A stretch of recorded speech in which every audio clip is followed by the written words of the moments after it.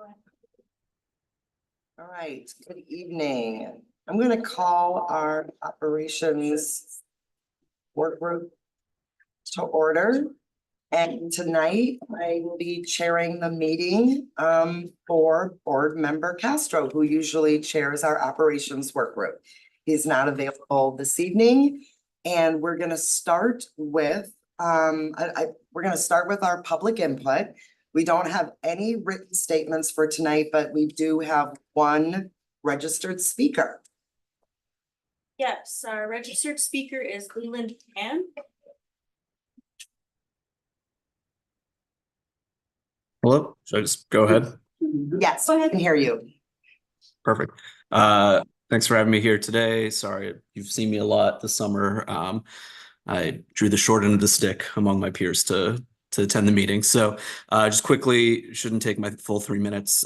Just as the year is about to start, just wanted to note that MTI and also myself, just as a student services staff member, are getting some feedback and questions just on the timeline of the budget amendments that folks discussed a couple months back regarding student services pay scale, compression, and around board subs.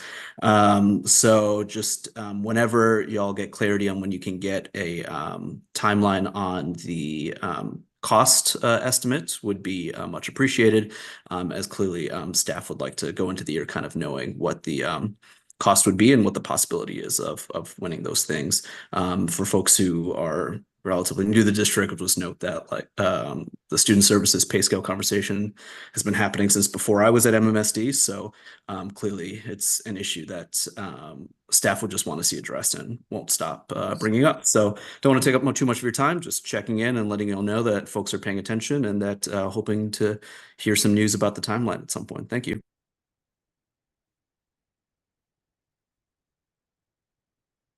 All right, I believe that was our only speaker. Thank you so much for coming to our work group tonight. Before we get into the business of our meeting, one of the things that we're trying to do with our work group meetings as we are moving towards November and a referendum questions on the ballot is one of the things that we want to do is be able to take a little time and highlight some of the incredible work that's been done with the last referendum. So tonight we want to take a moment to showcase Southside Elementary School. Before we show this video, we want to take a moment to express, of course, our sincere gratitude to the public for their support in passing our 2020 referendum for the Madison Metropolitan School District. And just as a reminder, that vote of confidence made this exciting new facility possible. This school opened in this most recent past school year, the 2023-24 school year. It is a beautiful building, which I'm sure we're going to see in the video, and it is helping us to continue to provide high quality public education for our children. So again, for community members who are joining us and watching this, thank you for your investment in our students' futures. And with that, let's take a view at Southside Elementary.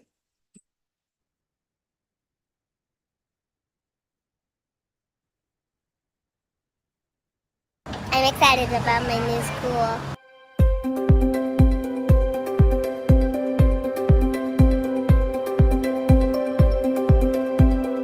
What do we want people to know about Southside? Well, first and foremost, we want people to know that we are not new to the community. We are the community. We've always been the Southside community. Welcome back. The school was built for you and more importantly, with your input. Woo! So we're really excited that everything in the school is really centered around input and voice from our families. Having the school close by, it's just a lot easier to get it ready, and then we could just take a quick, 5-10 minute walk when we're here. And one thing you'll notice is throughout the school, there are so many vibrant colors that really represent what the community asks for. Here we are at the top of the gymnasium, so we get to overlook, and one of the special features this year is a beam that all of the kids at Frank Alice last year signed. Brings the history of Alice to Southside. Hey, you finally get to see. We're excited. We have brand new furniture. We have spaces that we never had before, like a music room with a recording studio, and a cafeteria that has a skylight, which provides us access to enhancing light in the space. And we know that that really brings in a greater sense of development with social emotional learning. That's the good thing about being in this space, is that when we don't see certain kids show up to school, we can actually send staff right across the street or in the neighborhood in the near vicinity to check on them and say, hey, good morning, where you at? We miss you, we need you. What do you need us to do? Do you need help? I love my new school. To be able to see their expressions that, wow, this is my new school, this is our new school space, that's the thrilling part, that's the fulfilling part of this entire process, because it's for them.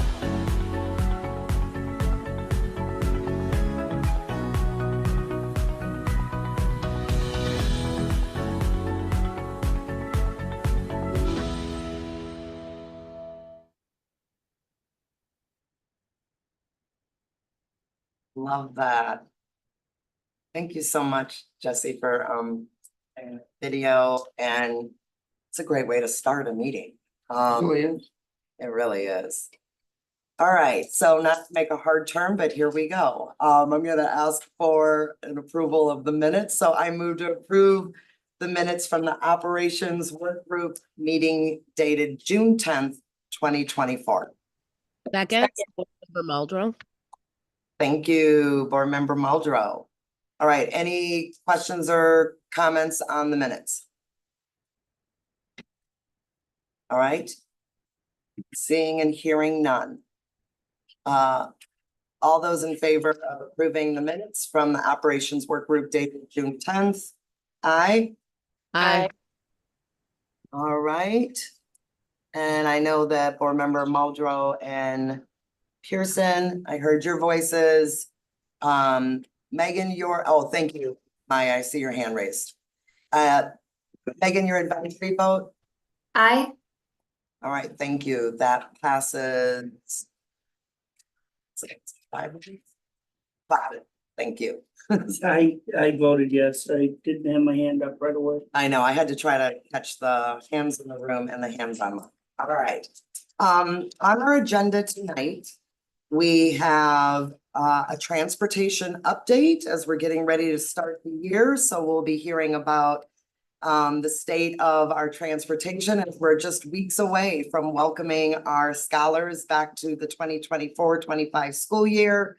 We will have a budget update specifically on our unaudited financials relative to Fund 10 balance.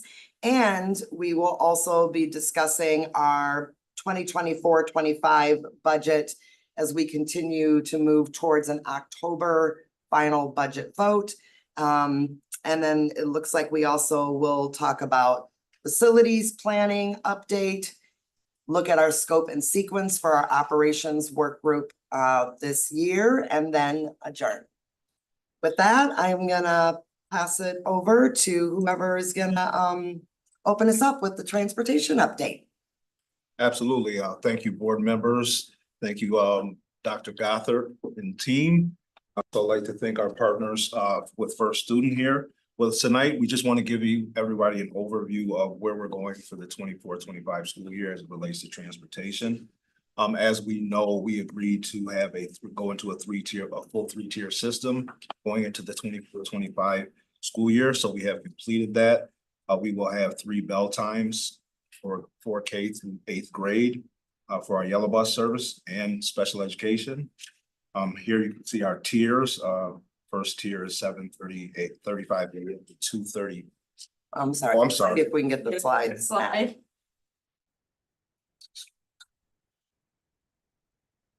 This one? Yes, ma'am. Sorry. No problem. Thank you. Thank you. So here, as I said, we're going into a 3-tier routing scenario here for grades 4K through 8th grade on yellow bus and special education transportation. Here you can see the tiers are set and the times. Our 3rd tier is for our middle schools. We move all middle schools into 1 bell time. This is to help accommodate for route scenario, route pairing, and efficiencies. We'll continue to partner with Madison Metro for our high schools and Badger Rock, providing supplemental routes for our high schools and bus passes for our Badger Rock students. One of the things that we're focused on is optimizing our transportation fleet.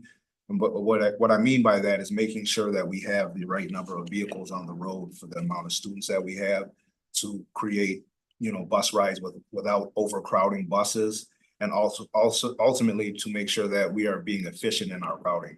Our goal this year was to get rid of any single routes. We had 5 what we call single routes, where that bus just is used for one school only. Obviously, that there's a higher cost attached to that. We were able to go from 5 to 3 this year, so that's great progress. So when I talk about optimization, that's what we're talking about. Next slide, please. So here, I'll turn it over to our first student partners to talk more about their internal workings and how the things that they've done to help us to prepare for the school year. Good evening. I'm Liddell Cass. I'm the area general manager who supports the Madison location. Also with me tonight is Heidi Cook. She is our location manager who supports you directly. She's the leader for our location. I have the next 2 slides. The first slide will cover overall staffing as we start the school year, specifically driver and monitors. And then the second slide, I'll cover some initiatives that we'll be focusing on throughout the school year. Just general terms out of the gate. At this time, we have 127 drivers currently hired. That is almost double or just short of double where we were at this time last year. So I can't say comfortable. I've been in this business long enough to never use the word comfortable. We are cautiously optimistic about where we're at and where we're going. We're on track for a good start and actually poised to be able to cover all routes with local staffing. The breakdown of drivers at this time, currently we have 61 CDL drivers hired. That compares to, as of last week, the AM PM route packages were at 60. So that means we would have a person for every route plus 1 spare. That does not include the occasional drivers that we also employ or our licensed staff. We currently have 66 non-CDL drivers. The special needs routes are still under development. As of this morning, we were just over 50 pairs or packages each morning and afternoon. There's a lot to still do there. By the end of this week, we expect that to grow probably to at least 60. That's where we ended this past year. Additionally, though, this summer we've had a lot going on and we still have more to come. We've had 192 driver applicants overall. We've hired 13. 11 have separated from employment for various reasons so far. Currently in student training, we have 9 CDL drivers and 6 non-CDL drivers in training, and a number of those are expected to complete before school starts. We currently have 11 CDL drivers working towards their learner permit. So once they get that permit, they can undergo CDL training, and we'll have another group of reinforcement on the way. We also have a number of applicants who are still in screening. So they're in the interview stage, and we'll begin the actual record checks to allow them to go forward soon. Currently, we have 21 attendants hired. This is 2 up from where we ended the year. We've had 24 applicants, 11 of whom have come within the last 10 days. We have 7 currently in training. So we expect to be able to start the year stronger with the attendance as well. Monitors attendance, we use both terms. Overall this summer, or since September of this past year, September 1st of 23, we've had 1,262 applicants for driver positions with us. We've hired 66. I give that number, those numbers, just as some scope of what we're up against in the industry right now. The number of applicants that actually come through to become real drivers is a very small percentage. And we've actually seen a greater amount of fall off in the Madison market than what we typically see on average. For lots of reasons, and many of them we don't understand. I think part of it is the low unemployment rate here. But it's it's been a tremendous battle to get where we are. We have a strong compensation package, starting rate at $25 an hour for CDL, which is more than competitive in our market. We continue to use a number of different means to attempt to recruit. Most applicants come through electronic sourcing, but the efforts are continuing to result in applicants that actually enter training for us. One key thing that we did last fall, which has been very impactful this summer, is we actually started a training center in Madison. After we saw the startup that we had, plus the candidates that we were having, we dedicated resources to full-time training. That's included the hiring of a training center manager. We have 2 ambassadors. They help either interview or monitor the candidates through the training process. We have 4 full-time trainers at this point, plus 5 part-time trainers. At one point, we were relying on out-of-town trainers to be able to train locally. So that's a significant gain from where we were last fall. Additionally, we have 2 of our trainers did license to become third-party testers this summer. So we're no longer relying on other vendors to actually test candidates. We actually can do it ourselves, which cuts down the time to actually get people out of training. So I'll pause there just regarding the staffing, if appropriate, just if there's any questions, keep going. We'll go ahead and cover the second slide. Okay. Board member Ben. Yeah, Okay. I have a couple. So you said they're paid at 25 an hour. Is that the average or is that high in your industry? That's the starting, based on market study, and our top right now for the base driver, the CDL scale is 29. There are some premiums that are on top of that, depending on what they do for us, if they're standbys, that sort of thing. We do have a few drivers who are over $30 an hour, at or over $30 an hour. Compensation study that we've had done mid-year, the starting rate for CDL in this market was in the lower 20s and the top was close to 30. So I think our starting rate is higher than industry right now and our top is in market. And on benefits, do they qualify for benefits? We do have benefits offered. It's fully employee sponsored though. So for those drivers we have more election for drivers who are working more hours. We do have a 5-hour guarantee for all drivers and monitors. But some drivers go for a lot of extra hours and work all year long. Many in our workforce don't work through the summer. Additionally, on staff, how many, and you may not know this, have experience working with individuals with disabilities, especially if they're doing special needs projects? Good question. I don't have that statistic offhand. I could find that. That would be really helpful. Otherwise, that's all my questions, Chair. I would also add, board member, that the training that I attended last year. Yep. It was for all drivers, that was focused on special needs kids, I thought was outstanding. Good. And I know that all new drivers that will go through training will get that. And the piece that I liked best about the training was equipping the drivers with different strategies to use based upon the student needs.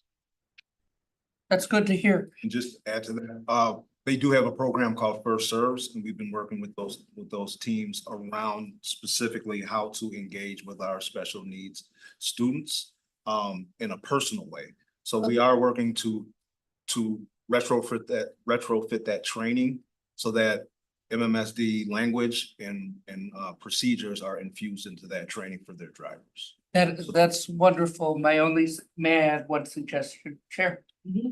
My only suggestion would be, because this happened with some nonverbal students, is a possibility of adding a letter board, just a board where they can point to letters if need be. If they don't have an AAC device, that might be helpful.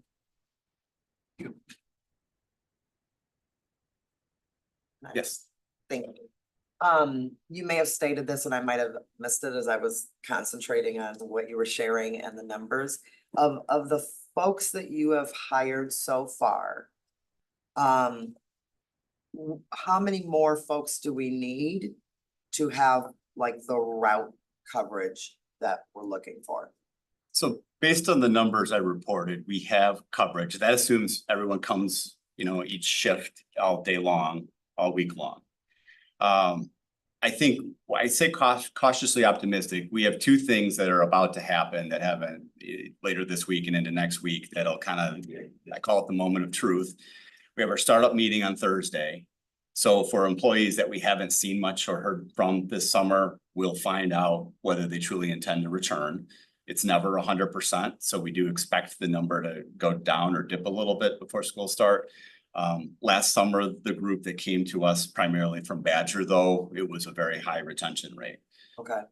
And for those who wanted extra work this summer, we've had a lot available. So usually when people leave over the summer, it's because of lack of work. And we've had more than our fill throughout much of the summer. Okay. The second thing that happens is after the startup meeting is done, we start practice runs. So there is sometimes a little fall off between those two things. So over the next week, we'll refine that number. I do think the number that we have coming out of training is also going to be key though. If we achieve the group that we have or whatever we achieve out of that number will bolster the numbers that I reported as currently hired. Okay. But one way or another, we feel strongly that we are in position or will be in position to service locally. If not, for some reason, as many know, we did provide out-of-town drivers throughout last year. We do have or have identified resources within company if needed.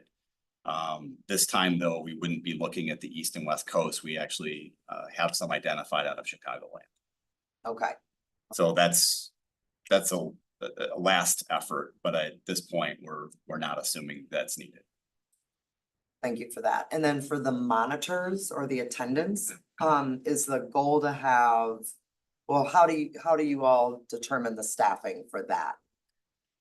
So first and foremost, we make sure a monitor is on all of the routes where it's necessary, either through IEP or some other designation. And we have covered those routes through last year. The additional need then rose on the regular education side. And I guess I'll rely on Heidi or maybe Ken. Do you, either of you know what the number is total that we would be striving for there? I mean, ultimately, we would like a monitor on every vehicle that we have, both SPED and Reg Ed. Okay. Obviously, we're talking about 127 monitors, but to Liddell's point, we try to utilize that workforce to the vehicles and the students who have the most need for them, and then we trickle it down to the Reg Ed side. So ultimately, I mean, we would need probably 56 aides just for the Reg Ed side. Okay. Thank you.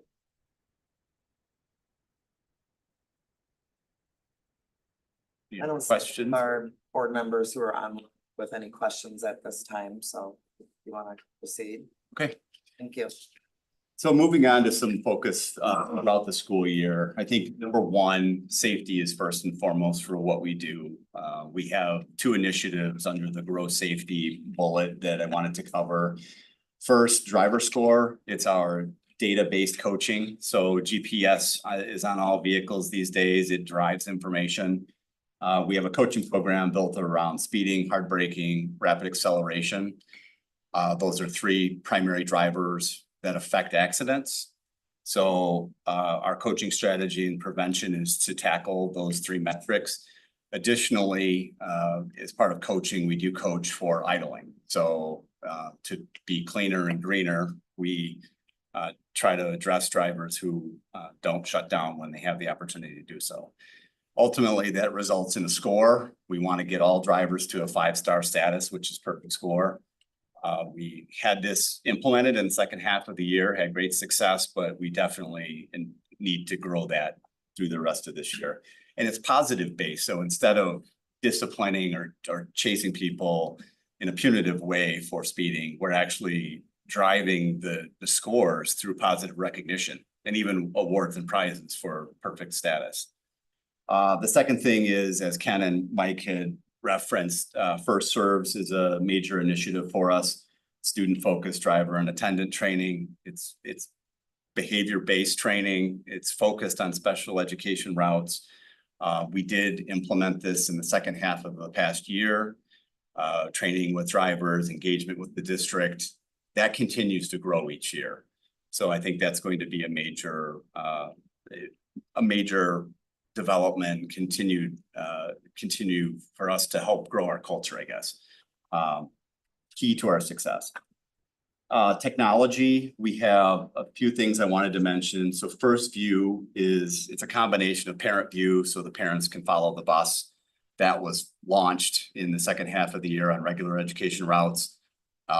Also, that comes on the district side or administrator side is District View, so if the districts can follow buses as well. First View was launched for the regular education routes in the second half of the year. That will be live to start the school year. Because of the complexity of the special education routes, we have not launched that yet. It will launch this school year. We've had some preliminary meeting this summer, and we will, after school's underway, we will meet again to determine what the actual launch plan will be for that. We do alt transportation for the district as well. We're one of several providers using other passenger transportation services locally to transport kids, like the TEP program, I think, is one of the examples. We will have vehicle tracking available starting after school start for that program as well. The First Acts is our behavior management tracking system. That was launched in the second half of the year. That will be available to start the year. I think the keys there are continue to grow the use of it with our population as well as engagement with the school district. So it's a two-way communication tool, and I know that we'll need to continue to build on people's skill level when using the platform. And then the last thing for technology is RFID tracking of actual student ridership was included in the bid. We have started that conversation again this summer, and we'll continue the conversation in September. That's a pretty complicated topic that we'll share more information about later. The EV, when I say EV, electric vehicles, so as many are aware, there were 5 vehicles awarded in the second round of EPA grants. The feasibility study is currently going on. And when I say feasibility study, we have engineers actually on ground this week studying the facility to understand beyond a bus and a charger, what else has to happen for that to go live. We do have a deck that I've shared with Mike, Ken, and TJ that can be shared with the district, but it gives more perspective on what the project, how that will advance going forward. We are planning to submit through the next rounds that are coming up. Madison was not selected for round 3. It basically was a lottery, and they pulled names out of a hat, and just out of random draw, Madison and us as part of Madison did not get selected that round. We are expecting another EPA round this fall, again in the spring. They're both likely going to be lotteries again. Last, just continuing to grow community engagement. I think just through our reporting and communication with all interested parties, I think that's key as we start the year. One of the things that we found successful in the second half of the year was some targeted site visits where we went and met with building administration, got to hear their perspective on service. And it was great. I think we want to continue that and visit some additional schools this year. And so it was not just location staff, but myself and even some folks from our corporate team visited. So it was very insightful. And last, as far as major things, just we have a safety dog visit. It's actually planned, not tentatively scheduled, for Kennedy early October. So we have a small team that travels in the fall. Our mascot is a dog, and it's a safety driven campaign that they'll come to the building and put on a show. Okay. Is it like Clifford the Red Dog? It's Not quite that big. not quite that. He's blue. He's blue. Okay. All right. That's those are the points that I had to cover. Any questions about any of those things? I see Board Member Simkin. So you used an acronym I'm not familiar with, so a program that I'd like some description on. Can you describe first acts and what is RFID? Oh, I'm sorry. Yes, I did shorten this to get it all to fit. First acts is, it's a reporting mechanism. So many people in school are familiar with the write-up form. So when something usually negative, sometimes positive happens on the bus, the old way is to write something down and then it gets faxed or emailed by the time it gets to the office to the appropriate school staff. And then they get this report or this referral that they have to act on.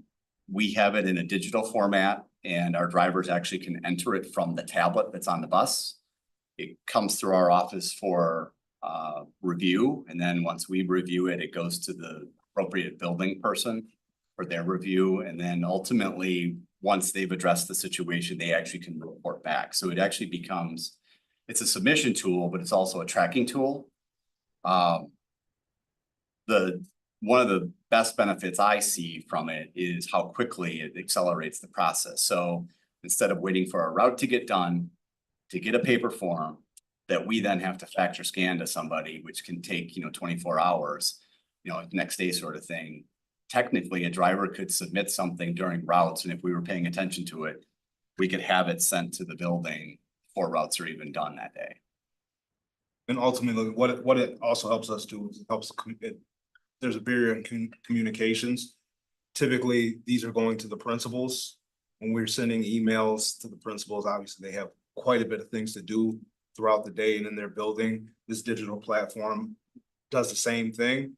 It sends an email, but it's more of an alert. So then they have they can go into the system and look at how many incident reports they have with their buses, with students and or drivers, and they can go and act.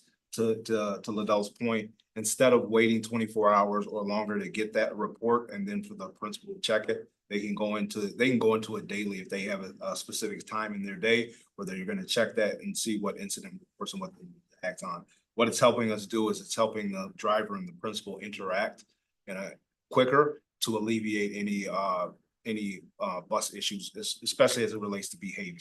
So we want to make sure everybody's safe on the bus. We want to make sure all of our students are seat and the driver is engaged with the road for the most part while the bus is in motion. So we want to mitigate any distractions that drivers have, anything that would potentially hurt any of our students while the bus is in motion. So it's actually been working really well. The engagement with principals last year was amazing.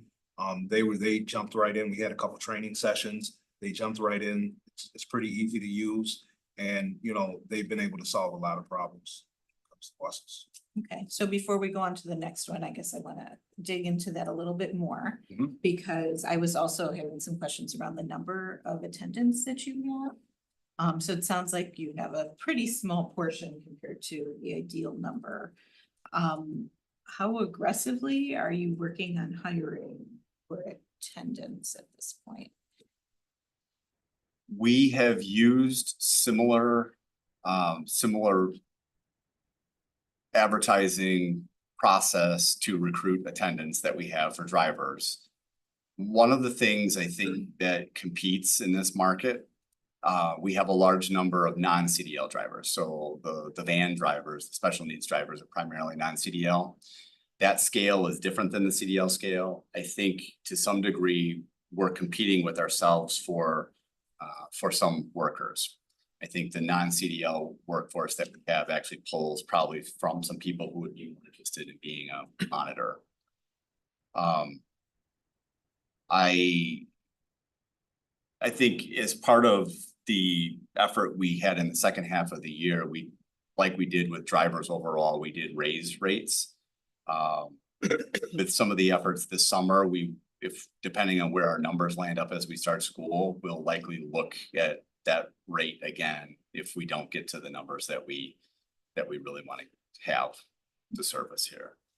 And I think one of the next phases that we've talked about briefly is just community engagement. So now how do we get in front of our community partners, that are doing hiring out in the community and utilize their resources to bring in drivers and attendants. So I think that's something that we look to in the fall and the winter.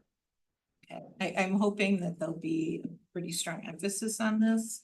Once we have, buses that are doing what they're supposed to do, driving where they're supposed to drive, this is the next thing that we hear about is board members are trouble on the bus. And so, it's one of those things that sets a child up for how their whole school day is gonna be. So I hope that you are gonna seriously consider, looking at that pay scale and also looking to somehow widen it so you're not competing against yourself for those candidates. Yeah, I think we see it as it helps us retain, right? Like, I think that's one of the challenges when you're a driver is how do you work with 70 people at your back? I think having that extra person on board solves that for new drivers, especially. It gives them they can kind of separate the student management versus the actual driving. Thank you. So then the acronym. Yeah, RFID, I think it's radio frequency identification or something to that degree. So basically like a scan card. So if, when you scan something underneath that sort of a scanner, most people don't even know what it's actually called when they use it for different reasons, like lunch passes, that sort of stuff. Imagine each student having a card where they scan on and off the bus. So it would actually not just, potentially it would give parents the ability to see whether their child is actually on a bus or not on a bus. It would also generate data for the district to use for various reasons. If you look at, You're gonna have to hold, board member Vanderbilt. I say, oh, Laura, do you have more? I don't, but Kenneth is gonna finish that part. I apologize, Kenneth. oh, no problem. You can go ahead. You wanna respond? I have two other. Okay, Yeah. no, just, and just to add to it, what it's geared towards is giving the most safety features to the parent, right?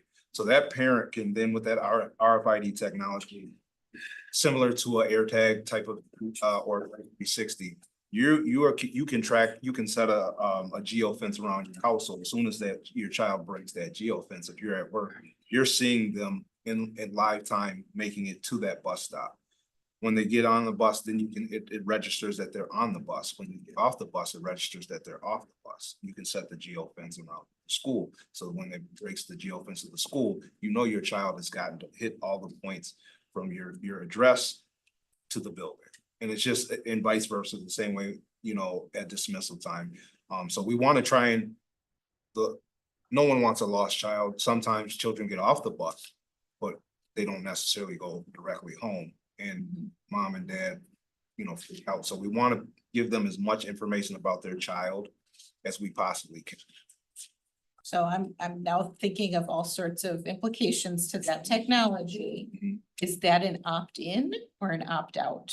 I think it's under discussion, but I think it would be an opt-in thing. We don't want to push anything on any parent. If you don't feel like it's necessary or a good thing for your child, we're not going to push anything like that. But we want to give parents, working families who can't necessarily see their child to the bus stop every day, see them get on that bus.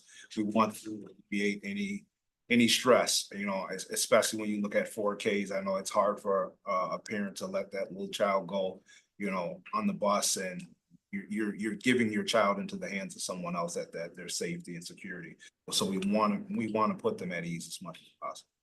And we're just at the very preliminary discussions, and the exact topic that you are raising is understanding the Madison community and what works for the Madison community. Okay. Well, I appreciate that we're in such a different point right now than we were last year. And I know that was an incredible amount of work. So thank you, everyone. I'll go with board member Muldrow next. And then I just want to confirm, board member Mosner Feltham, your hand was up. Was your question answered? No, my hand back up. Thanks for looking out.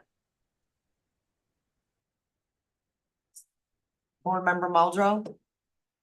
Yeah, thank you so much, Board President Nichols. I want to ask about what parents and families can expect if the bus is running late this year. Last year, we saw students waiting at bus stops, many students profoundly confused by where they were supposed to be and when they could expect their bus to arrive.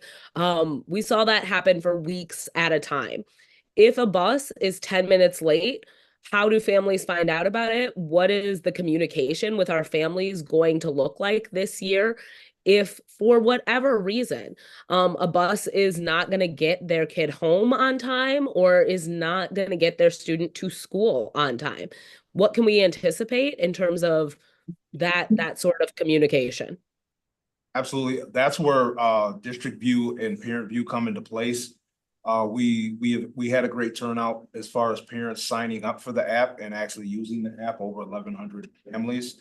We're going to continue to push communication out to families so that they sign up for that, because that's going to tell them exactly where their bus is at all times. Within district view, when we have a bus that's going to be more than 10 minutes late, we can send out an alert message to families through, and when we have the schools looking at it simultaneously, the schools are going to see that. They'll know that their bus is late. They'll know exactly where that bus is at the time. So we will have the ability to send alerts. We did actually do some of that late last year, where we had to send a few alerts out based upon, buses, traffic situations and things of that nature. So that will be the feature that we will be able to communicate with families in real time of where their bus is and any delays. I think another really important thing that they've mentioned is with the district view, which we actually rolled it out for summer school. And so we have a number of our secretaries that were trained on it, but they also at today's introductory session talked about how useful that district view is. And so the rest of our secretaries will be able to access that. So schools will have much more information as it happens than before. And I'm very pleased at the work that First Student and Nicole Schaefer did with our secretaries this summer to get that tool out and being used. I really appreciate hearing that there'll be a more proactive approach to informing families and parents around transportation delays. I think the implications of how late a bus can be in a place like Wisconsin are pretty serious, especially when you're talking about kids as young as 4 years old. One of the things that was noticed last year by several schools, specifically our middle schools, so our third tier kids, was really that after we switched to having 3 tiers, we still saw buses that were consistently late. Maybe not as late as they had been prior to that shift, but regularly late. What are we hoping for in terms of establishing kind of that buses will consistently arrive and depart on time?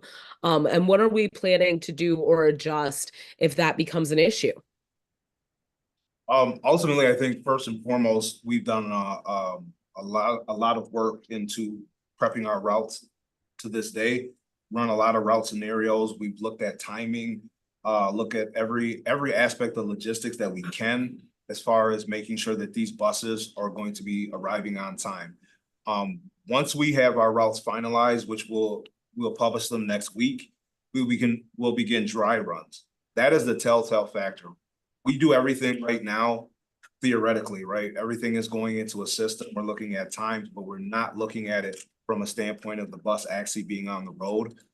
Starting next week, or actually at the end of this week, we begin those dry runs, and that's going to give us tell us a lot. Not everything, but it's going to tell us a lot about the route. Will it be on time? What adjustments we need to make?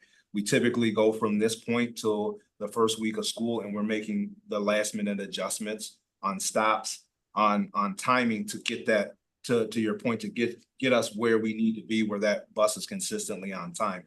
I believe this year when we do dry runs, we're going to do them at the scheduled time that bus will be running. That way it gives us a real good indicator of, based upon traffic patterns, how that bus is going to perform out there on the road. So those are the proactive steps we're taking. We've always done, but we're really making sure we're going through triple, quadruple checks to make sure that these buses are going to align with our bell times. So it's very helpful that we are going through these dry runs much earlier than we did last year for problem solving. Of course, we know that the first couple of weeks, as everybody's getting used to that, foreshadow with schools that the second and third tiers will be late. that's just natural, what happens the first couple weeks of school. And making sure that they have supervision, but all indications are that, Mike, I just want to pause right there. When you say the second and third tiers, my understanding is that the second tier is really our high schools and that it's really being facilitated by Metro. Am I misunderstanding? yes. Yes. We have the first tier, which is our early start elementary schools. And then we have the second tier, which is our later start elementary schools. And then the third tier is our middle schools. Just want to double check. Yep, that is correct. Yeah. So the first two tiers encompass all of our elementary schools. And the third tier is our middle school. High schools stand alone. They're because their bell times haven't changed. They stand alone, and they don't really impact yellow bus service other than the few that we have yellow bus through West in the morning. Okay. I think my last question is really just specific to kind of what it looks like over the course of the year to establish that this is working well for our young people and their families. And I guess there's both our responsibility, the things we as a district and as partners can control, and then there's the reality of young people, right? Of kiddos trying to make it to the bus in the morning and make sure that their hair is cute and they've got their sweater or whatever. So if our middle school students particularly miss the bus, one of the great things about having access to the city buses was they could walk to the bus stop and catch a bus that was going past their school.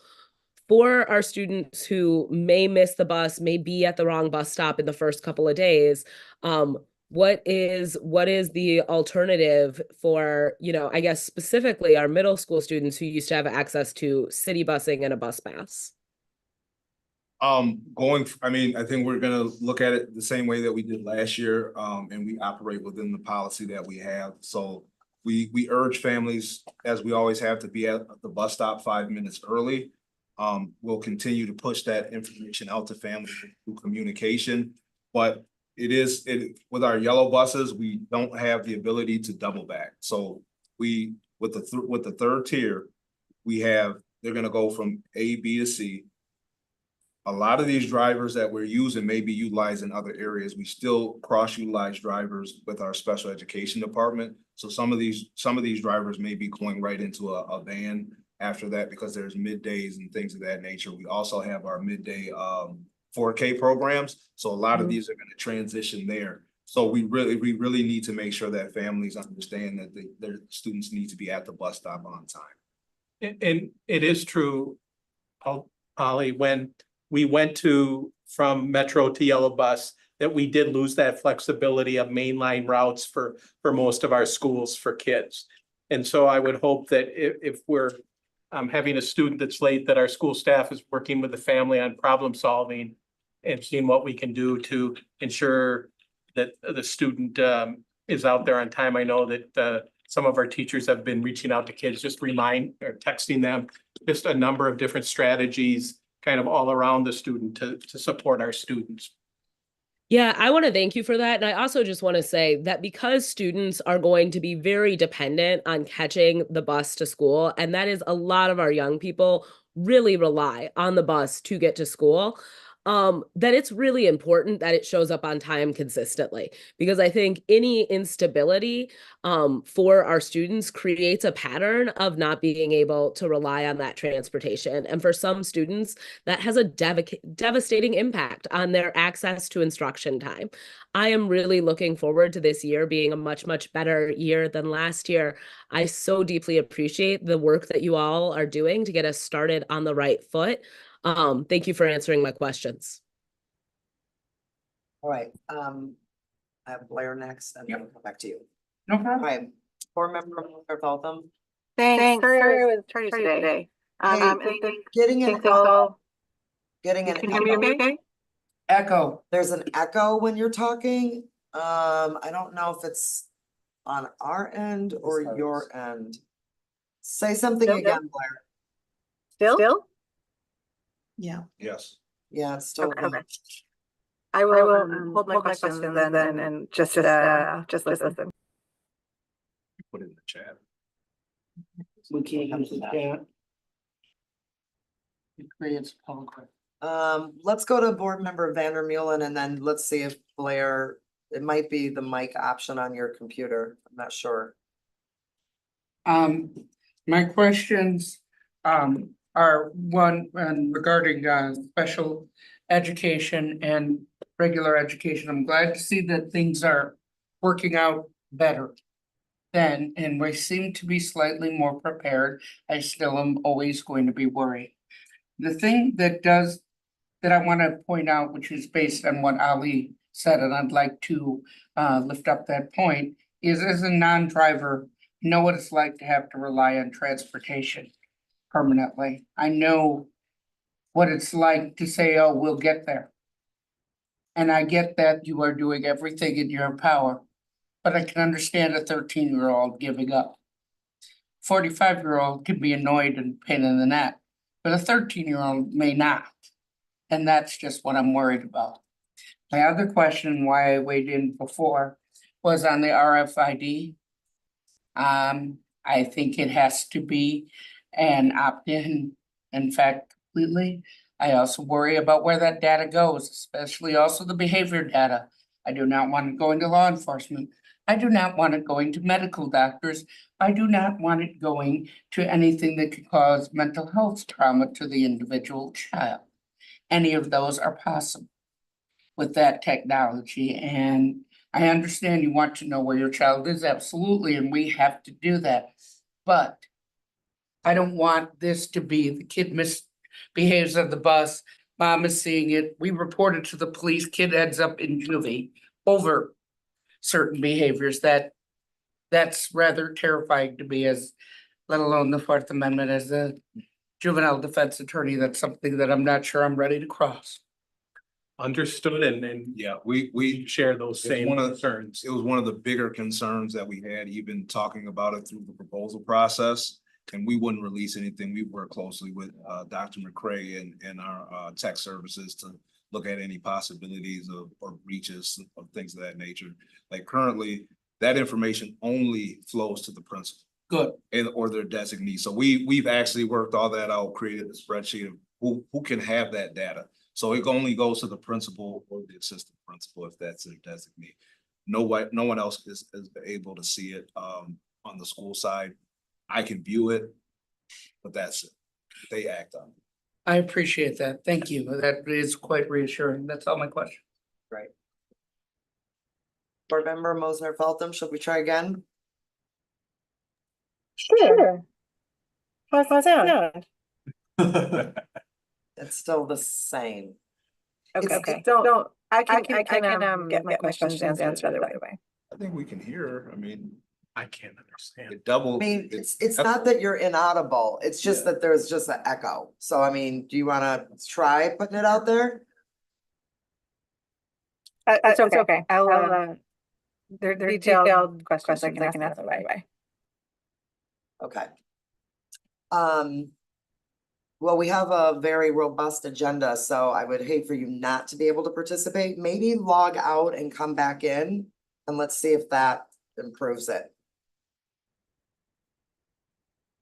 All right, I have one question, which is around parent communication. So I know that the app provides a lot of ability to communicate proactively and in real time with parents. I think what I'm wondering about is for families that don't typically sign on to apps. You know, we have lots of apps that are school related. What are the ways, one, that we are trying to reach those families? Particularly if enrollment, registration at the school year has gone mostly online for returning families.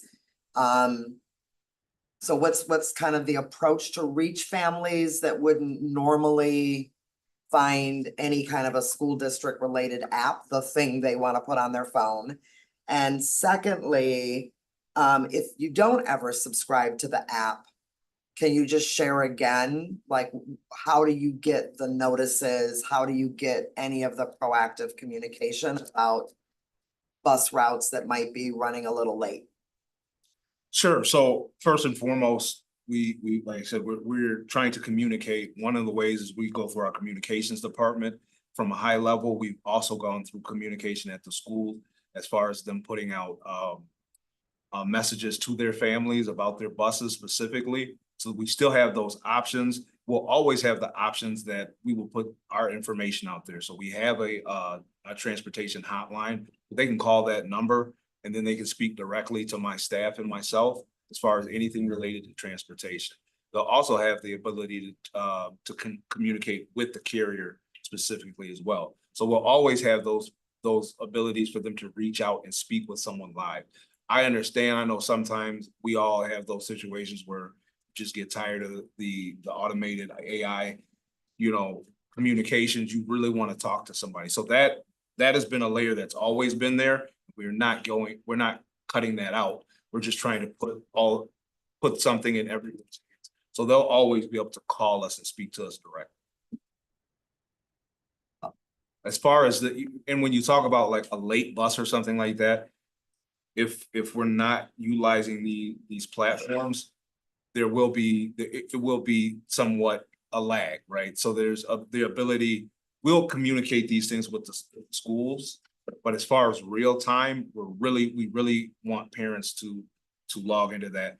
First Student has a hotline and an email, a chat ability to walk families through the process of getting started. So I think they also have a Spanish speaking person on their team who can help with that as well when you talk about language barriers. But we want to try to, as much as possible, push our families to that because that is the real-time capabilities that we have at our disposal. Can I ask, it's okay if I add something to that conversation? Please. So I think it's a couple of things. So first and foremost, we know that one of the things that we recognized from our parents from last year was the need for instant communication. And the answer for instant real-time communication, it is the First Student app because it will go directly to the families. We also know that all of our families are not using the app, and we noticed that even just from our own way of working. So for that, we do rely on the relationship between the transportation department and the school. Because the schools then will reach out a little bit faster than how the transportation department can reach out to them. So if they know if bus is running late for the school, the transportation department notifies the school and then the school notifies them and then they use their communication means to be able to notify those school students on that particular bus. Because we work with our communication department so that the buses are set up. So I can say pink bus, send this communication to those families and whatever the communication the family has to decide via if in a campus, and they're notified of that. We're also starting next week. I just want to roll out that we're going to do a targeted communication approach just around transportation. With enrollment coming up now, we do want to increase those families getting there. So we're going to just be doing some targeted communication for families just around transportation. So they're not waiting for later on to begin to sign up for the app and do all those things. But we're going to begin to start rolling it out in partnership with our communications department. Okay, so I'm happy to hear there's gonna be more kind of proactive, targeted communication and outreach. Trying to connect that to enrollment and registration at the beginning of the year. And then schools also trying to remind families that this is the best way to get kind of in real time communication. Correct. And is that communication, is it multilingual or? What we're sending out? Yes, Yes. or what's available on the app. I heard that there's a Spanish speaker on the hotline, but what is that? We have one locally with the Okay. department, but as far as multilingual, as far as the app, and I'm not sure if we have that capability. I don't think it's there yet for parent view. I think in some market, we've been piloting Spanish speaking primarily, or initially. I'll follow up and find out for sure. There's going to be an updated version of the app that's going to change some of how it operates, and it's going to bring some new features that's coming sometime this fall, early winter. So it's probably built around that launch. Okay. And are middle school students themselves able to have access to the app? Or is it only restricted to like adults?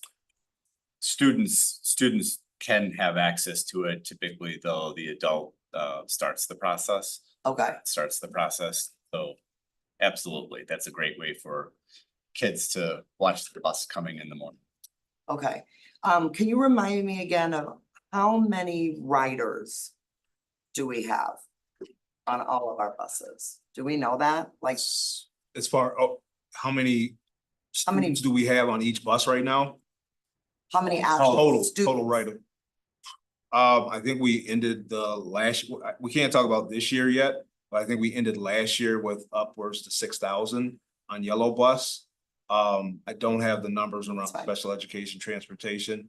One of the things that right now is we just finished the routing, so we'll look at when we populate those route students, how many students we have. But that it fluctuates throughout the year because some kids will move, they'll come off buses, they'll, for whatever reason, parents will transport, or they leave the district. So yeah, typically we take that data at a final setting at the end of each year. Okay. Ridership. Okay, thank you. I'm gonna just see if we can get Blair's question in here. Okay. All right. Yeah. Oh, cool. Okay, great. My first questions are based on things I think I remember from our conversation in the spring. I remember, we've got students who are riding the bus who actually aren't eligible for transportation. And so we sent those families like a bunch of notices like, hey, you've been riding the bus out of policy, that won't be an option. And I think I remember when that conversation was introduced, like to see what capacity actually is. And then linked to that, there was like some conversation about, during registration, we're going to actually ask families who live far enough away from the school building to be eligible for transportation if they're going to use it. So that we would have a really clear idea about how many students are actually on the bus. So I guess my first question is, and this is like telling on myself that I haven't registered my kids yet. Is that a question, or maybe I wouldn't show up because my kids live pretty close to their school. Anyway, is that in the registration forms this year? So yes. During the enrollment process, it's an opt-out. So if you're a family with children who are eligible for transportation, we're asking if you know you're not going to utilize that transportation this year, if they would, they can have the option to opt out of transportation. Great, that's much smarter. That's good. Yeah. And then this connected with that, I think I remember some of the conversation initially being like, we're going to find out how many students are eligible for transportation who are actually riding the bus to figure out what our capacity is. And then there might be options for students who are within, like too close to the school, to take the bus if we have capacity. Is that still something? First of all, am I misremembering that? Second of all, is that something that we're still thinking about and working on? I don't remember the conversations around, I think the biggest thing is to know exactly who we need transportation for. And I think it's still a work in progress. I think our first pass at this is the opt out, and then we'll see how that works. I think that's gonna, if we know families are not gonna use transportation, then we know that they're not gonna be in the system. They always have the option of opting back in because that's their right to transportation. But going into the year, it gives us a better line of sight of, capacity on buses and what it's gonna look like. I think that's kind of where we are for this year. Looking forward, maybe it's all dependent, right? I think that's the first thing is to look at capacity and the needed resources and kind of right size our transportation around what students need. Got it. Yep, that makes sense to me. That's kind of where we're at right now. Cool. The next two questions are for students. I heard you say that you have a 5-hour guarantee. That's 5 hours per day, yeah? So it's like a 25-hour per week? Correct, yes. Okay, cool. And then I think about like the middle of the day. And I guess my direct question is people who don't keep their jobs with you, do you have a sense of like why not? Like what are the trends there? We capture some information, but not enough. I think it's an area we as a company are trying to evolve, and we actually implemented an HRIS system this past winter, starting with the new year. And that's one of the goals that we have longer term is to utilize that to get more data from people who are leaving our employment. Got you. Okay. That makes sense to me too. Those are all of my questions. I'm looking forward to an on-time, super safe transportation year. Thanks for all your work on it. All right, board member Simkin. I have one more follow-up. So what I just want to reiterate what I think I just heard, which is that we're going to be doing our major communication with families through this app. And that normally our communication with families is in multiple languages. Anything that the district sends out, we want to make sure that we are thinking about those families on the other end of it. So we make sure to send it in their language of their home language. So how are families that are not English speakers going to get this real-time information, or are they all going to have a significant delay in receiving information about their children under these sort of immediate situations in which English-speaking families are immediately finding out? I think from the app is English only. So to Dr. McCrae's point, that protocol that we have where we flow the information from our department to the school and the school to the families will be in effect for any families that are non-English speakers. Is the app web-based? Do you also have a web-based, or is it just app? I think for parent view, it is app or mobile based only. I think for the district view, that's different. That can be either, but I think that's primarily. I was just asking because if it was web-based, then there are some tools that you could use in order to support that, but if it's not.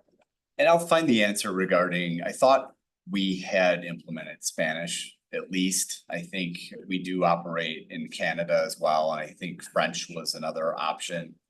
But there is, when it comes to other languages in some communities where there are more people speaking, we do have there's a gap there with the app, and it's something that we're trying to evolve. I'm not sure if that gets addressed with the new version that's coming out this coming school year.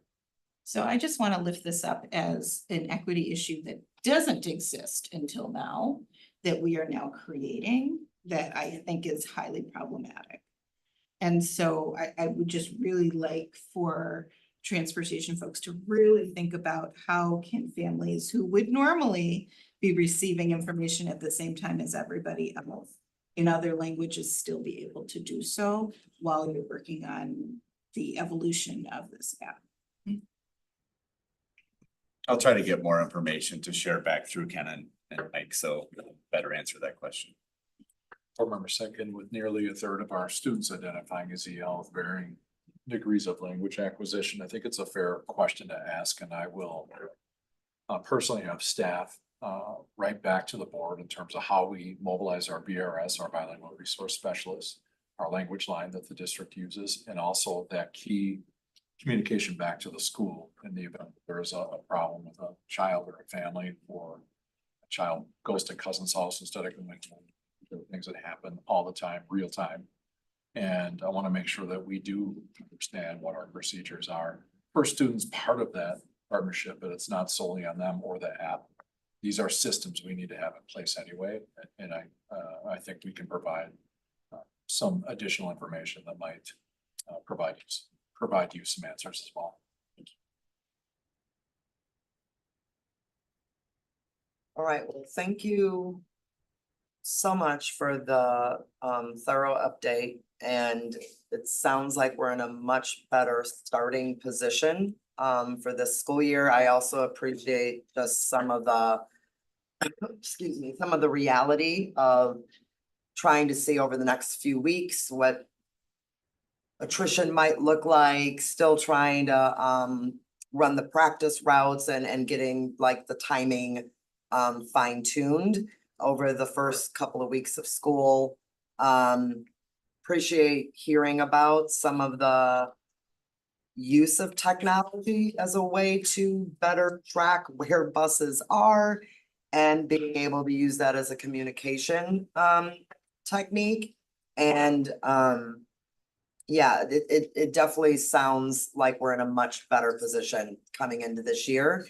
And we hope, well, I'll speak for myself, I hope that should you encounter any significant challenges that are gonna significantly impact families and students, that, you know, you keep us informed so that we're not learning about it through, you know, a lot of angry emails, and so that we can be as proactive and supportive as possible.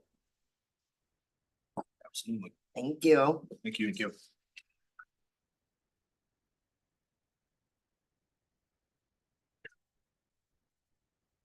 All right, at this point, it looks like we're moving over to discuss our 2023-2024 unaudited financials. And looking at our fund 10 balance, and then moving into a couple of budget related computations. Am I handing that over to Dr. Gothard or Bob? President Nichols, I'll introduce Assistant Bob Slater to take us through some really great work that's been done to get us to this point, understanding these variables are changing frequently, and especially knowing that we have 2 referendum questions. It's really important for us to make sure that information is relevant, timely, and that we are communicating clearly to our community, our staff as well.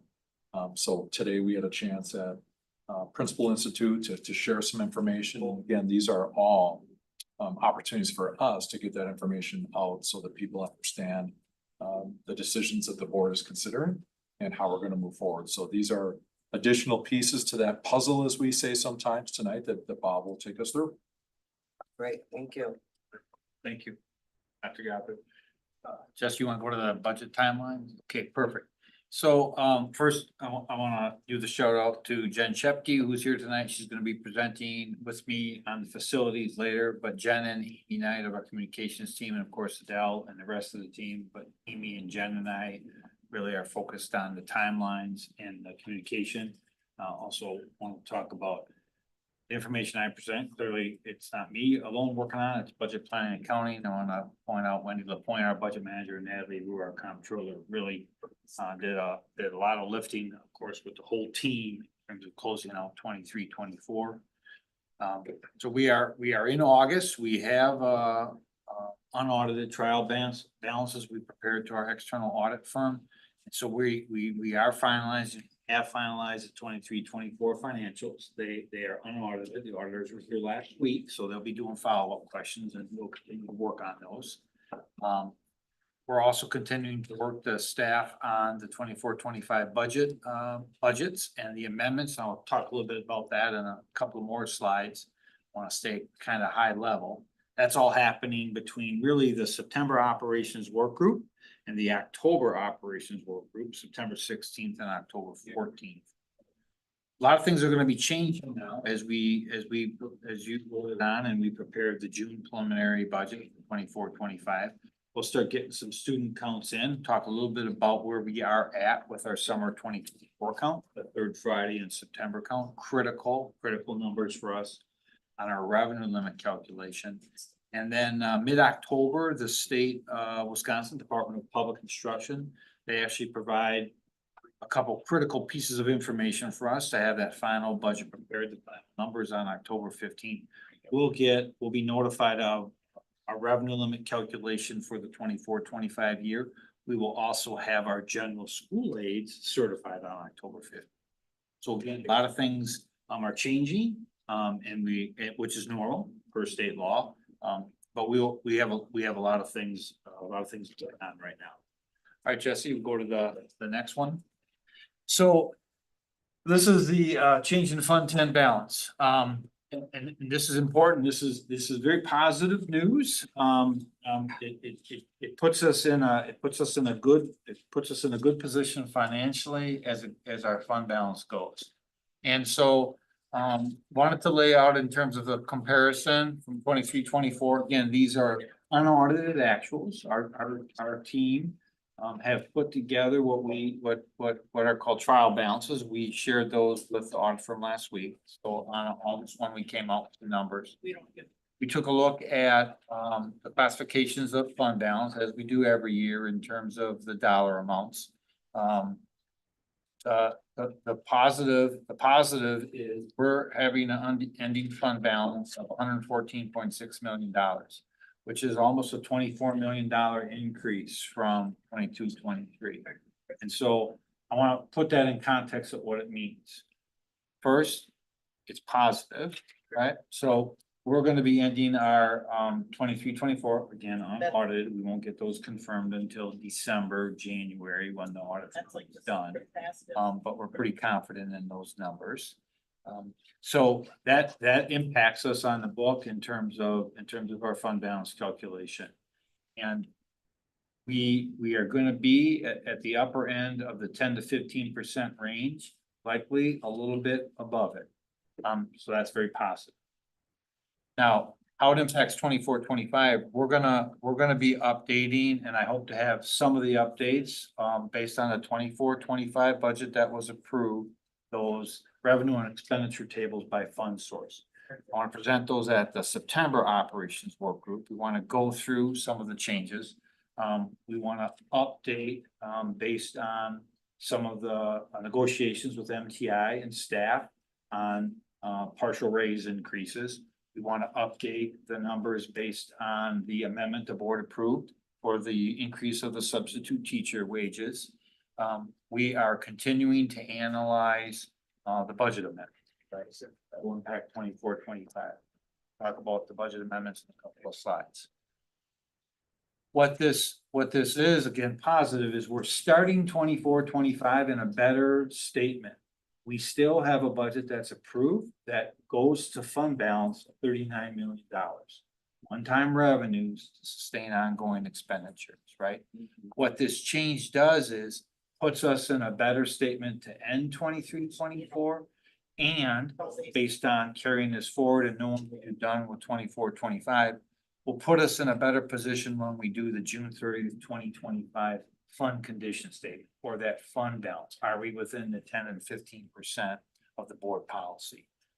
Based on preliminary numbers, again, we're still going through it all, right? We've really been focused on closing out 23-24, but at the September and October operations work group, I'll start getting some estimates on where I think we are at.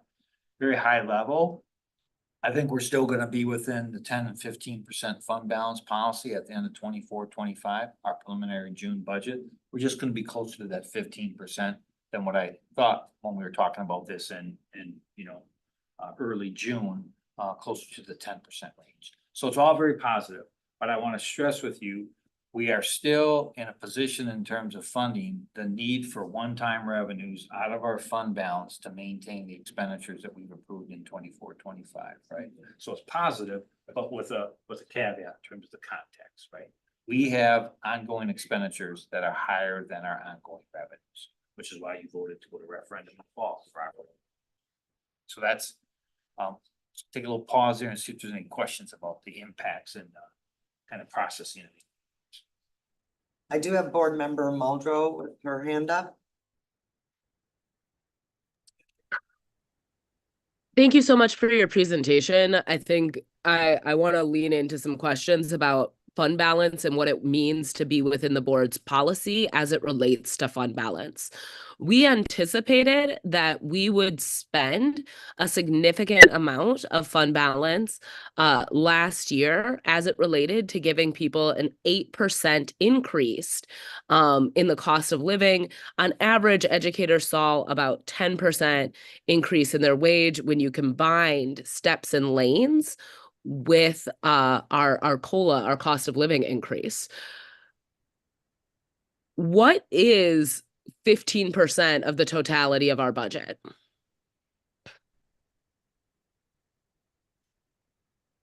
In 23-24, it'd be about $71 million. So we were starting the year beyond our policy, having more than what our policy says we should have. Is that correct, Bob? In terms of budgeted 23-24, the question is? Yes. We were, our budget that we approved last fall, summary page. We were just below 15%. We're right at budgeted 15% fund balance. Okay. The Can you explain 24 approved budget. Can you explain to me how we went from thinking we would spend anywhere to 6 million, between 6 million and 8 million of fund balance in order to compensate people and keep up with inflation, to having an additional $24 million in fund balance at the end of the year? Yes. I'll go high level again. It's part of drilling down closer at the 23-24 expenditures, but we did do some work at trying to isolate very high level because there's obviously a lot of moving pieces in a budget our size. But in terms of the 23-24, the biggest changes really were, I took a look at where our actual expenditures were less than budgeted. And you know how we had reported earlier preliminarily without having all the information in, we were talking about $8 million based on expenditures actually being less than budgeted.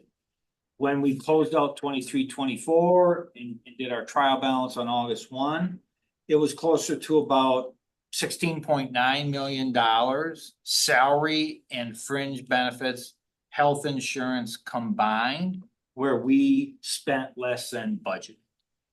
Right? So that's a significantly higher amount than when we were first looking preliminarily at it in the spring before we did the June preliminary budget. So that's one big area. Then the other large area, which we talked about in June, we knew it was going to be different, was that just over $15 million in a TIF closeout that we had not budgeted that revenue. So the combination of the almost 17 million actual expenditures less than budgeted and the $15 million in additional revenues really gets you to that number that we're talking about, the difference. Those are the two biggest areas. There's some smaller amounts, but those are the bigger areas, the two biggest areas. Does that make sense? Absolutely. That absolutely makes sense to me. Can you speak to, and this is my last question, in terms of what that means or how that sets us up going into this next year? What is, one, the impact on our short-term borrowing, and what is the implications in terms of, does this mean we need to adjust our ask for taxpayers, particularly in consideration of year one of the referendum? Well, obviously, I mean, I'll give you my opinion again, and it's preliminary in terms of the impacts on the referendum. I don't believe it changes the ask that the board approved in terms of asking for a total of 100 million in additional revenues for a couple of reasons, right?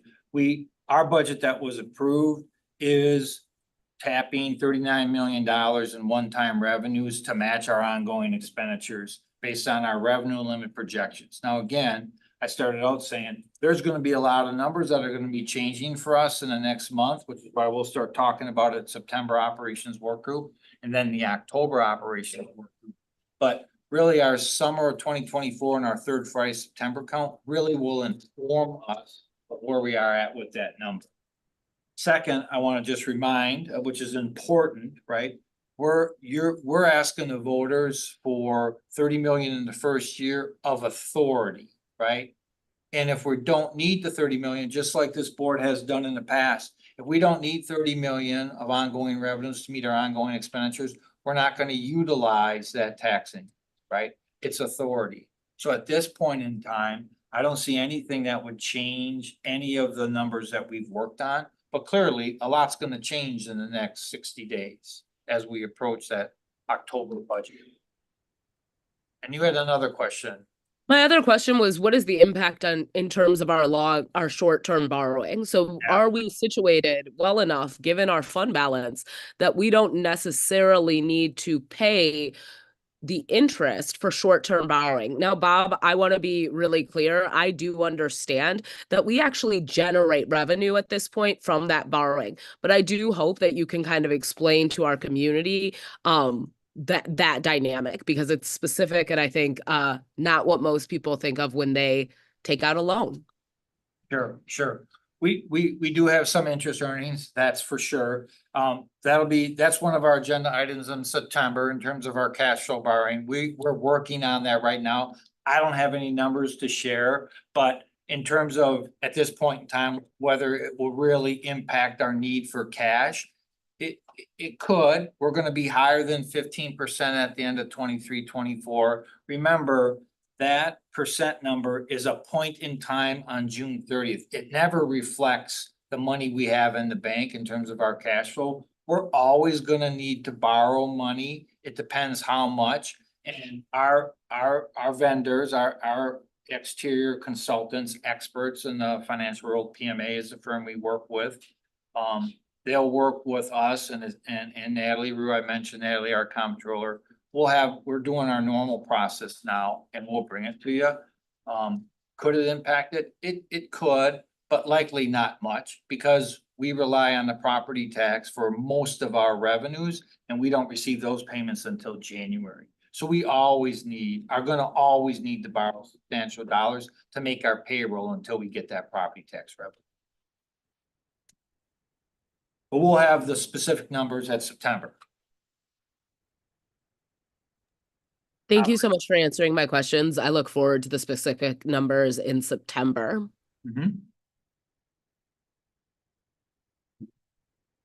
Are there any other questions or comments at this time related to fund 10 balance?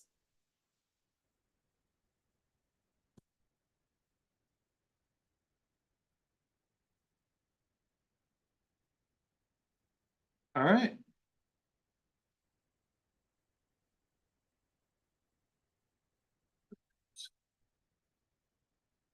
Next slide, Jesse. Thank you.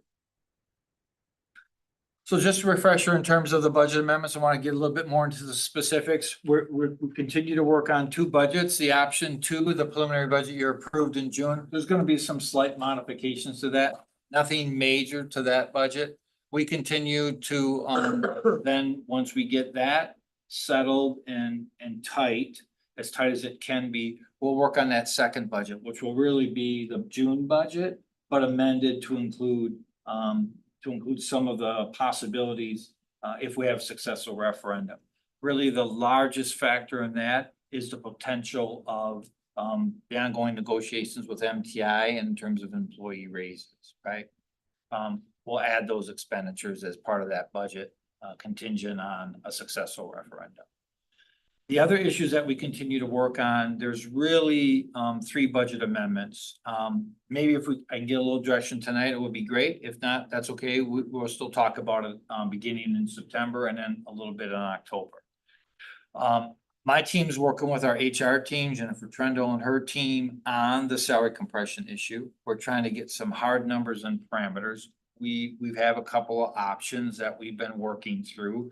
We weren't ready to go for the operations work group tonight. we will be ready in September to lay out, for sure, the student services salary compression.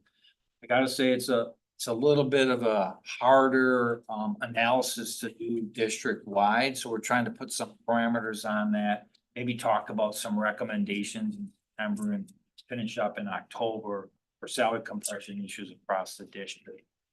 The final one was, Board Member Vandermeulen had an amendment on creating some pools of substitute teachers, right? We talked about that in June. But since then, the board has made a decision to raise, substitute teacher, pay. So the question is, do you want me and my staff to continue to develop that proposed possible amendment about creating the pools at certain schools? Or the action of the board on raising the substitute pay? We get a little clarification on that. That's just something that we won't spend time focusing on. May I? Yes, please. Honestly, I wrote that because of the shortage of substitute teachers and substitute pay. I'm not sure it's needed now that we have the raise in substitute pay. Without it, it was most definitely needed. So I will rescind it at this time. Okay, thank you. I do think, though, if I can recall back to the conversation, we were especially focusing on schools who had a very difficult time of getting sub coverage. Yes. I do think that we should keep a watchful eye on schools, and I think we should be ready to address that if that same pattern exists. Yes, schools such as Kennedy especially was having some large difficulties. Blackhawk has had them in the past. I appreciate that. I'd like to jump in. So I appreciate Board Member Vandermeulen rescinding that. And I'm also interested in the administration continuing to consider the implications of school-based substitute teachers. I don't know that that needs to be an initiative that comes from the board, but could be a solution that comes from the administration. Some analysis around how that might be an effective strategy. That'd be interesting. Yeah. I see Board Member Mosner Feltham. Let's see if do I sound okay? Yes. Still, okay, great. I wanted to speak to just daily subs and building subs feel really like different to me. I still really like the idea of building subs because I think that it responds to one of the main sort of one of the main things that we hear from certificated educators about what makes working conditions better or worse. Is that there's just like not enough people in the building to do all the things that need to be done. And so I remain interested in building based subs.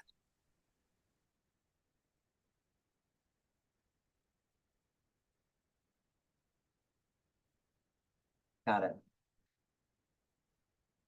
Sorry, Blair, we're having one of the monitors in the room is flickering from black to back to seeing you. And so, if you see us hesitating, it's mostly because we're trying to navigate the screens. Thanks for the info. Yeah. And I know why I'm looking down because of the really mess with my vision. I do have one follow-up question, which is when the board voted at the June board meeting on the preliminary budget, one of the investments in that budget vote did include some dollars that went towards some student services kind of adjustments. And I know that's not the same as like a whole salary compression, but I know we did try to address some immediate gaps for some positions. And when you say, Bob, that right now the salary compression is very complex and it's kind of hard to do across the entire system, and you all are trying to focus it a little bit more, in a few areas. Are you in a position yet to share more of like where the focus is, or do you want to wait until like September so that you all have more time to work on it? We think we've tried to do some preliminary running student services. We had done work, as the comment mentioned. We talked about it. It was $220,000 that we put as part of the equity projects, and we're gonna account for that. That's been approved and is part of the June 20 budget. Okay. But we're pretty sure we met last week. We've got a couple of options that we've worked out. We're pretty sure we understand completely the definition of parameters of what year, when the changes were made. It can track pretty good by employee who's been adjusted to not been. Okay. So we're just getting a dollar amount figure for the student service. We think the proposal will completely address that. We'll highlight decision. Okay. So feel pretty good about that because it's a fairly well-defined issue. Mm-hmm. When you talk about salary compression for the rest of the district,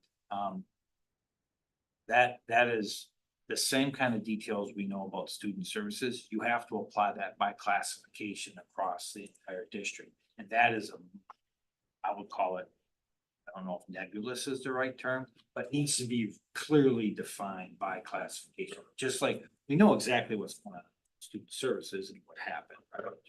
Decisions that were made. But till you have that detailed knowledge by classification across the rest of the district, it's hard to put an analysis. Okay. So that's what I mean. Okay. Right, thank you. Yes. For clarifying. Mhm. And then just to go back to your timeline.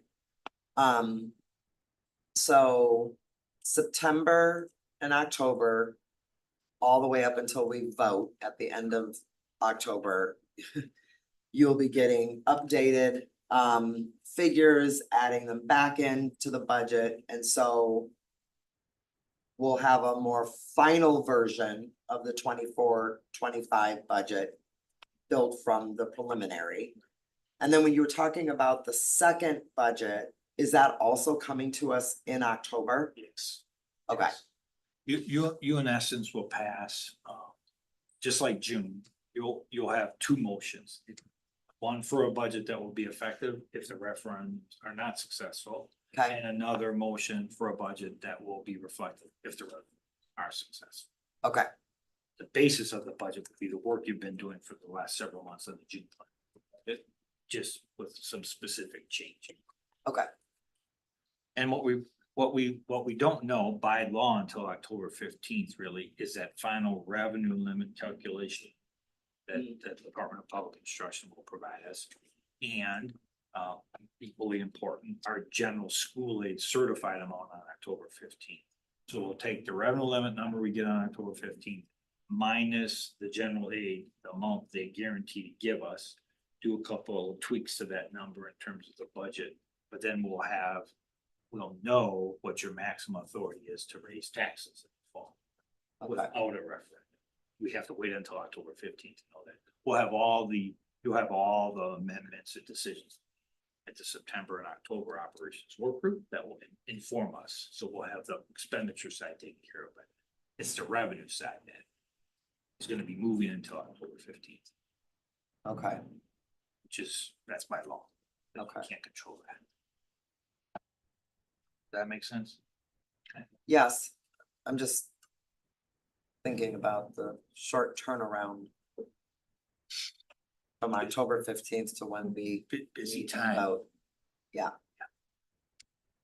Board Member Simkin? Yeah, so I am also processing that and thinking about the implications of, if the both do not pass, and the significant cuts that would be required to be made. Would those cuts be going into that budget that we pass in October? No. No, So that would be the following year? correct. Yeah. Okay.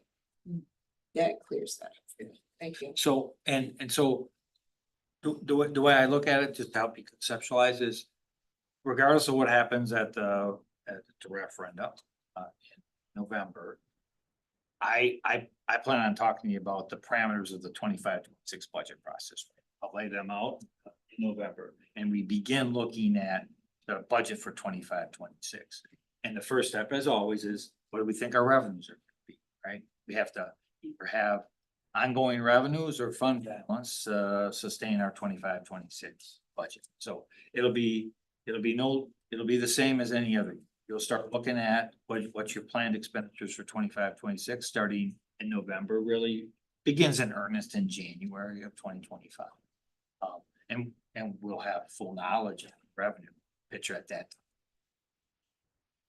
But the budget that you've approved in June will take us through regardless of what happens in terms of additional revenues.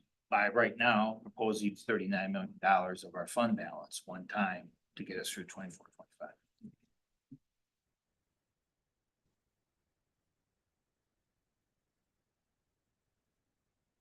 All right, I don't see any other questions or hands raised at this point. Do you want to Keep rolling. Keep us going forward, Bob?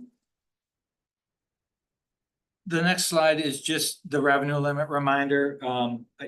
I just wanted to let everybody know how critical that third Friday in September is, as always, and the reminder that it's a 3-year rolling average. And so we'll be. There's a giant black Focus screen. Sorry. What we're seeing in here is not what. Sorry. It was a giant black box. There we go. Thank you. Perfect. So I just updated the visual schematics of what a 3-year rolling average on the membership means. We're talking about how I talk all the time, the importance of third Friday, September, because it drives our current year revenue picture. We won't know that till the third Friday in September. This year, the third Friday, September comes pretty late, later than our September operations work group. So we'll be updating you on the third Friday, September counts until the October operations work group, which is like, woo. But we'll have some registrations and we'll have some head counts. We'll get us that. But it's the importance of, it takes 3 full years. So no matter what's going on with our membership, it takes 3 years to fully annualize those counts. So September of 2024, it'll be the first year in 24-25, and then it'll take the 1 year that we know is solid is September of 2020. And then the next screen, Jesse. I had hoped to kind of get a preliminary feel for the summer school of 2024. I can say qualitative, I don't have numbers. The report is really not due until the end of September. In terms of the summer school counts officially reported to the state, which will then give us our summer of 2024 FTE count, which is significantly different than a head count number. Other than to say, checked in with Cindy Green and her team. We offered more options at middle and high school. Thought that was good, but I really don't know for sure what those numbers are. I had hoped to get a better sense a little bit on the numbers, but this is just a reminder that we made the decision back in the spring of 24 that for revenue limit purposes, we are going to keep the same numbers for 23 rolling forward. Remember that we actually went up a few 100 or so students in terms of FTE calculations in 23 and 24. So we rolled forward the same numbers for 24, 25. We know they're going to change, but for budget purposes, we straight lined them forward. Okay. And those are some of the numbers. Oh, that helps. What was that? That makes sense. Your chart makes sense. Yeah. All right. Thanks, Jesse. Any other questions on this side? Otherwise, we get to go into the updates on the facilities. Exciting times. All right. So we're gonna move into facilities update. Jen's gonna help go through this. Again, Jen and Amy Knight, it's kind of our core team. We meet as a much bigger group. Everyone in the room meets in terms of Dr. Gothard and Dr. McBray. We have several other people that meet regularly. So we wanted to give you an update in terms of where we are at with not only the planning and the timelines, but also our engagement sessions coming up in terms of how we're going to be reaching out to each one of the school communities that are impacted specifically, but also some community-wide. It's really community-wide. So I'm gonna hand this over to Jen. She's gonna get into some awesome work that she's done for us on the timeline. All right, some referendum fun. Jesse, can you go one more? Thank you. So first I wanna put out the timeline. This is familiar territory for you all. You've seen this timeline many, many times, just as a reminder of where we've been. So we started this work over a year ago. We had community engagement sessions that began back in February. We had community surveys that began. We did second round of community engagement sessions, second round of surveys. We've had our condition report updated and presented to you. Our long-term facility, our long-range facilities plan that was presented. We talked about a decision and recommendation around whether to renovate or build new. We talked about possible referendum questions that you all voted on and put forward, and we have that language finalized for both facilities and operations. And that's getting us towards that November 5th date. We go to the next slide. I wanted to blow up what it's going to look like now in November, but also a little bit past November. So in preparation for what we're hoping will be a positive November vote with yes, we are starting some more community sessions. So that's coming up soon. We are looking at the community surveys starting up again. And we have some requests for proposals to get vendors lined up for the eventual work that will come about after a referendum, should it be a successful referendum. So there are several different things that line up for vendors, such as an owner's rep, which is basically like a project manager. Think of it as that across everything for the referendum. We'll have architectural and engineering, A&E, that will come up then as well as construction management, and then later on abatement. So that's four RFPs that will be coming out soon. The owner's rep, we got some feedback on maybe how to set these up and stage them, because it is a small team of us working on all of this together. So we have the owner's rep drafted, and that went live today. And it's posted for vendors to provide bids. And as you can see, we're staggering these along the way.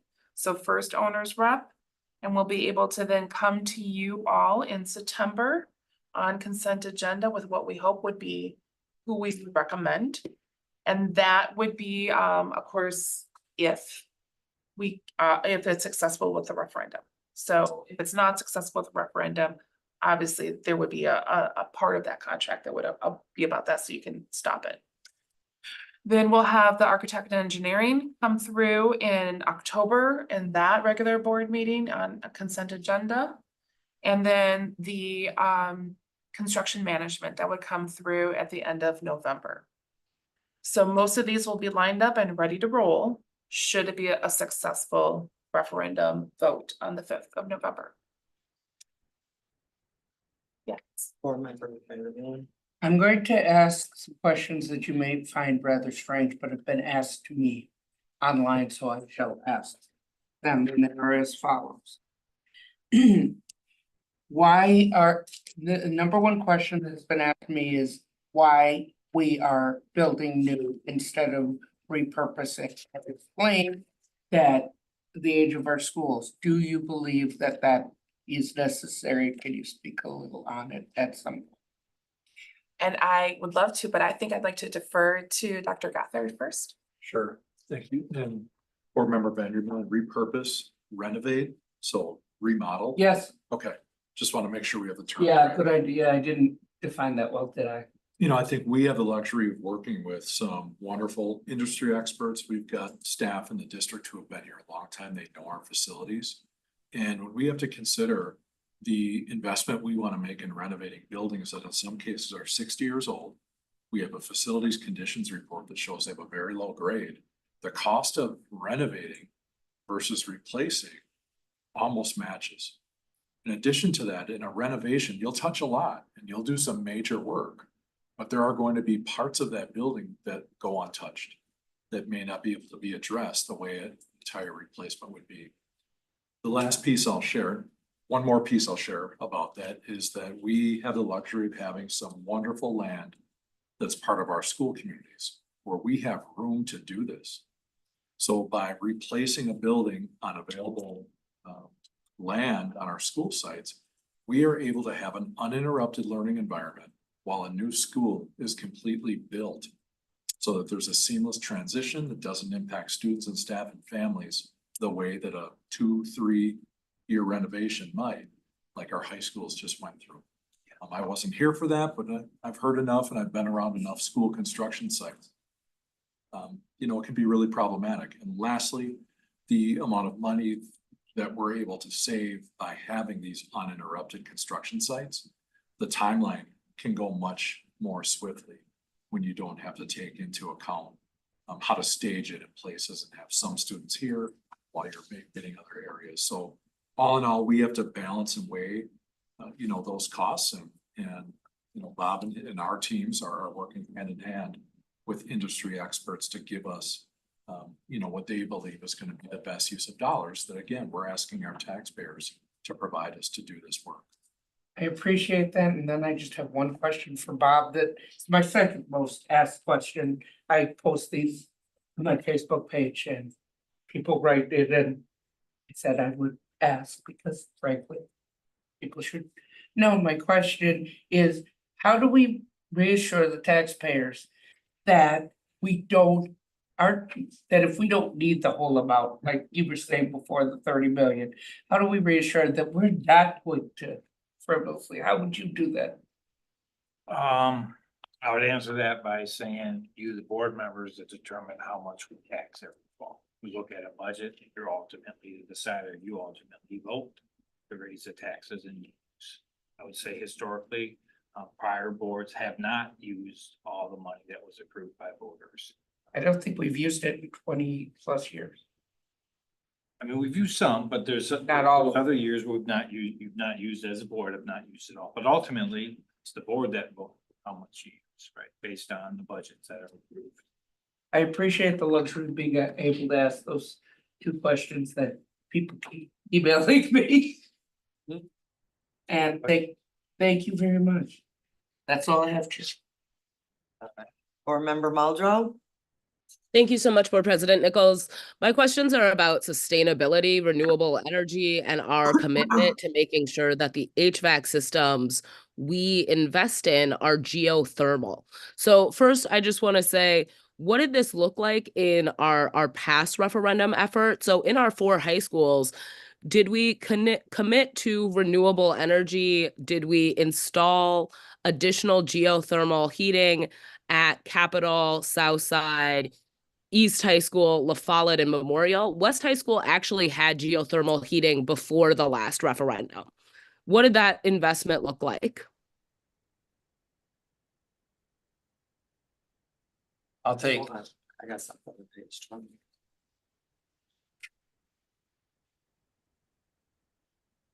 I'm sorry, if someone's responding, I'm not hearing it. Oh, no, Ollie, I was pulling out our long-range facility plan because there's a section in there about some of the sustainability efforts. I don't know if it exactly gets to your question and it wasn't directed to me, but I was pulling out my document, sorry. No worries. So, Board President Nichols is correct. Our long-range facilities plan does talk about some of the recent sustainability accomplishments in terms of what the district has invested in. I would say in terms of the 2020 package, there wasn't significant geothermal investment. There was the field at West that's maintained. They may have added some at West, I don't recall, I'll look into it, and report back to you. In terms of, we've got two solar projects that's come before the board that's gonna be still installed at two of our schools. In terms of the future, we have built in significant cost estimates for the new construction at the recommendations in terms of 8 of the 10 schools. We do have funds depending on the work that needs to be done in terms of can a full geothermal field be installed at the schools that we've talked about. The funds are there if it's possible. As a reminder, we won't have any of the major detailed plans nor construction beginning until spring of 2026. So there's considerable work and site analysis that would need to be accomplished, working with our architects and working with our construction management firm. But the whole basis is yes, sustainability is critically important, and we've included those projects within the 507 million that's being requested. So my understanding is that for the most part, we have the same amount of geothermal heating related to our high schools as we did before we did the referendum projects, and that the updates that we have to HVAC systems in our newer buildings still rely on fossil fuels. Is that incorrect? No, that is not incorrect. I believe that is accurate. I guess what I want to say is I think my concern is that we won't get to geothermal and renewable energy and the cost savings for the district and the environmental implications of that kind of technology unless we require it as a board, unless we say that our policy demands that we invest in that kind of technology in order to both generate long-term cost savings for the district as well as move towards our goals related to the environment. I have some real concerns that we should be utilizing our commitment to renewable energy to help guide our process in making decisions as we update our facilities and absolutely as we build new facilities. And so I am curious, in terms of my other board members' appetite to codify a policy related to how we're investing in facilities. I want to make sure that we're on the same page. Is there any reason why it would be impossible or not easy to install geothermal heating or HVAC at La Follette High School and Memorial High School? West High School is one of the most landlocked schools in our district, and they were able to find the space to install that technology underground. What was the barrier at our other comprehensive high schools, Capitol and Southside? I can't answer that question now. I can look into it. I mean, obviously, the projects were well on their way. And I'd have to look into that, Board Member Muldrow. I can assure you the $507 million question in the fall is absolutely consistent with the renewed sustainability policy that the board had adopted.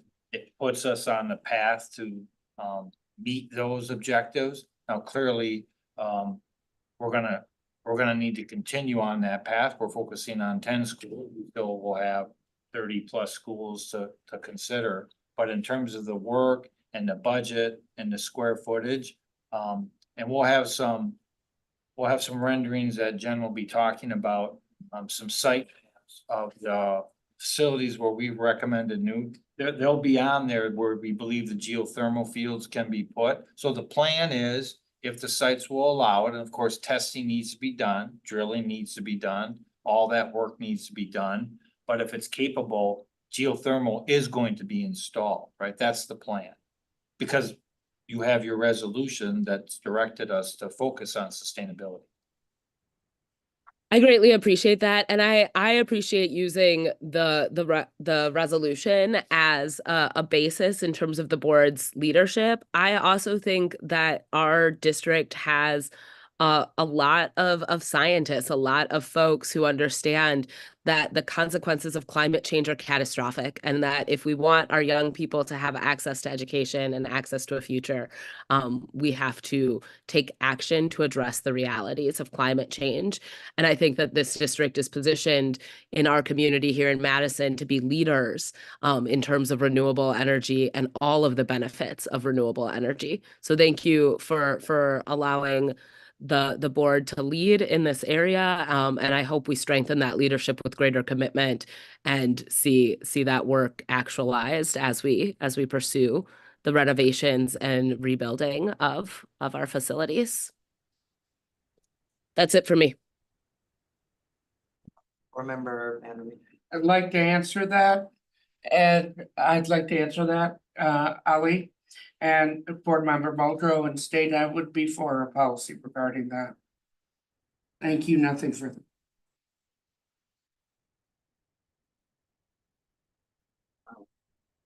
I have a question, Board Member Mosner Feltham, but I can go to you and then come back.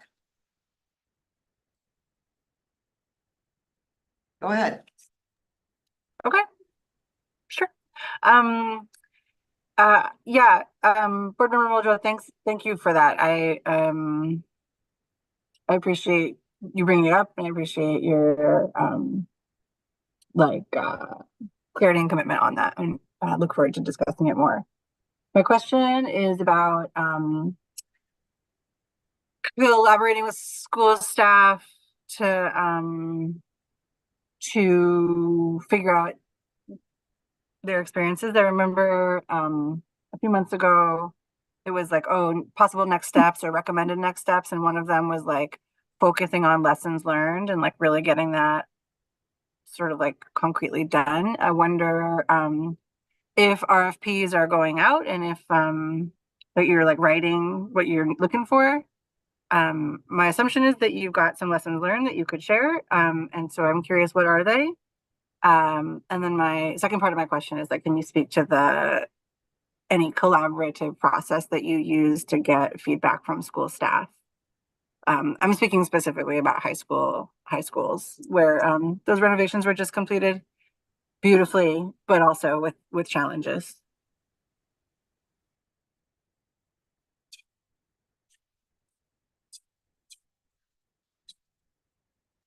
Jen, that's a good question. Jen's got a couple of more slides in terms of informing where we are with community engagement, and then we can get back to your specific questions. Sounds great. Thanks. Sure. And my question is going back to the timeline. So when you described, Jen, that like there's the RFPs that are out to get a owner's rep, then there's the architectural and engineering, and then the construction manager. One of the things that we also talked about with this referendum is that there would be no construction actually starting if it passes for renovated or new facilities until spring of 26. And so I'm just curious if you can tell me why these 3 RFPs would be coming up now. Yeah, absolutely. So some of what we know from our industry experts is it can take a year, sometimes longer, to book, reserve, make an appointment with some of the folks that will need to work with us. Design is also takes some time too. So when you put those together, you need to have a really good concrete plan that takes a lot of time to put together in order to get shovels in the ground. Okay. So the lead time that we're using is just enough. So really, to get the work we need to get done, we do have enough time. We don't have spare time, but we do have enough time. And that's why we want to have these RFPs ready to roll and vendors recommended to the board so we can jump once we know if we're allowed to jump. Does that make sense? Yes. Jen, I think one other piece is that Our district has a lot of wonderful people in maintenance and other trades who do a great job of keeping our buildings up, but we are not a general contracting organization. So we need that kind of expertise to do the design work because we don't have those individuals on staff. Yeah. Okay. So it's, you know, subcontracting for them to create, you know, the detailed plans, the, you know, the design, the concepts, and to make sure that we're matching that with the demands of the staff that we're going to engage with. Great. And then can I just do a follow-up? This may be going back to you, Dr. Gothard, but to board member Vandermeulen's question that she said that she keeps getting about the recommendation to build new instead of renovating. I appreciate your response. And it was my understanding, so I think I'm looking just to clarify the way I've understood things. My understanding was also that you all were making a recommendation based on current conditions of those schools, based on kind of school land that would allow some possibilities to build new, but also that you were going to, and cost, of course, because we want to be responsible with taxpayer dollars and this investment. But my understanding is that there would also be a period of time in which each of those school communities, each school that's named in that referenda question would be engaged. Yep. And so you might hear in the engagement that there are some people who feel very nostalgic for their school. They don't want a brand new shiny building, right? Even if it is cost effective, it does allow us to be more sustainable, right? Like maybe there are parts of the school that go way back in people's memories and has been a landmark in that neighborhood. And maybe this is a segue to you, Jen. I guess I'm curious about how once you start to engage school communities, how does that feedback come back to the board? And where in the timeline does the board ultimately vote on, I guess, the recommendations, or do we not vote on the recommendations? I think I'm trying to figure out how do we make a final decision that feels grounded to community voice about which buildings, you know what I mean? Like how do we consider the new or the renovate? It would be, President Nichols, it would be my recommendation that the board does not vote on design concepts. I think that would cause, I think there'd be a lot of potential conflicts on that with timelines and just making sure that we have a clear direction to get the work done based on the level of financing that you will have oversight of. You know, we are asking the community for 507 million, but there will be many transactions throughout that process that the board is approving on a regular basis as we lead up to the project finalization. Jen will go through some of the engagement work that we'll do. It may likely be that we get a lot of perspectives on the notion of nostalgia and, you know, buildings that people love and have come to admire over time.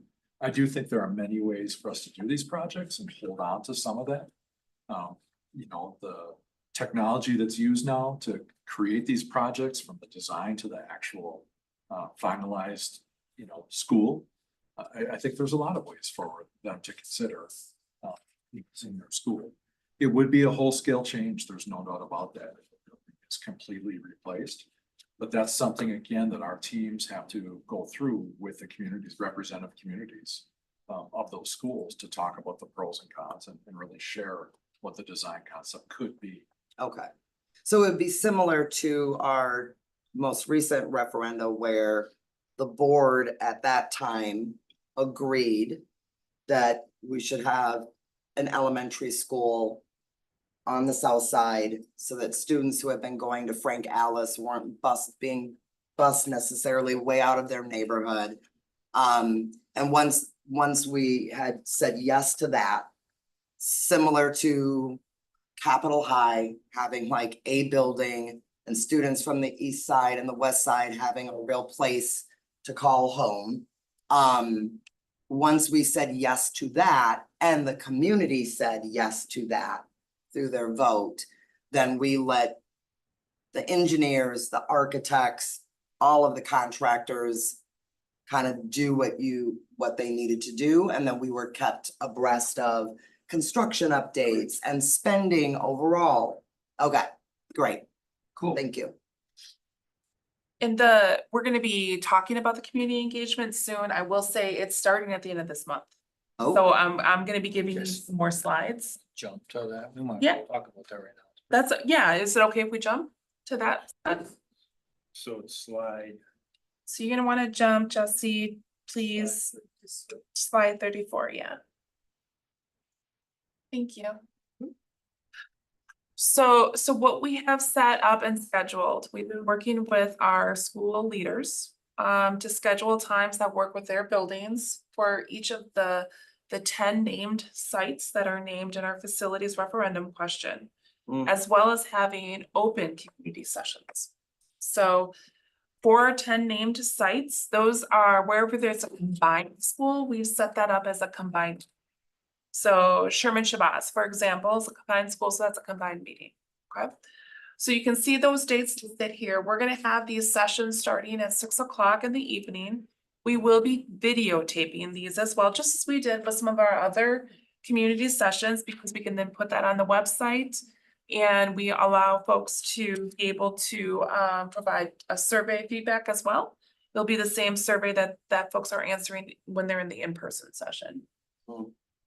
And so we have, based on what the principals have given us for best dates to have some of these community sessions, you can see those up here. We have started on the 29th of August with Blackhawk and Gophers. And then separate from that, Anana will have their community engagement as well on the same night. So that's the only time that we have 2 sites at the same date. And then you can see the list of what we have there. We do have some opening community sessions. So the open community sessions are on the 12th of September, the 18th of September, the 24th of September, and the 25th.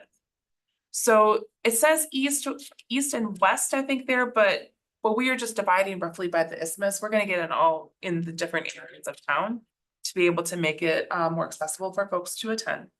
And we have not finalized the location yet, that we're looking at community neighborhood area associations. Yes. Sign language interpreter. I'm sure we got it going on, but I'll make a note, yeah. Yeah, no problem.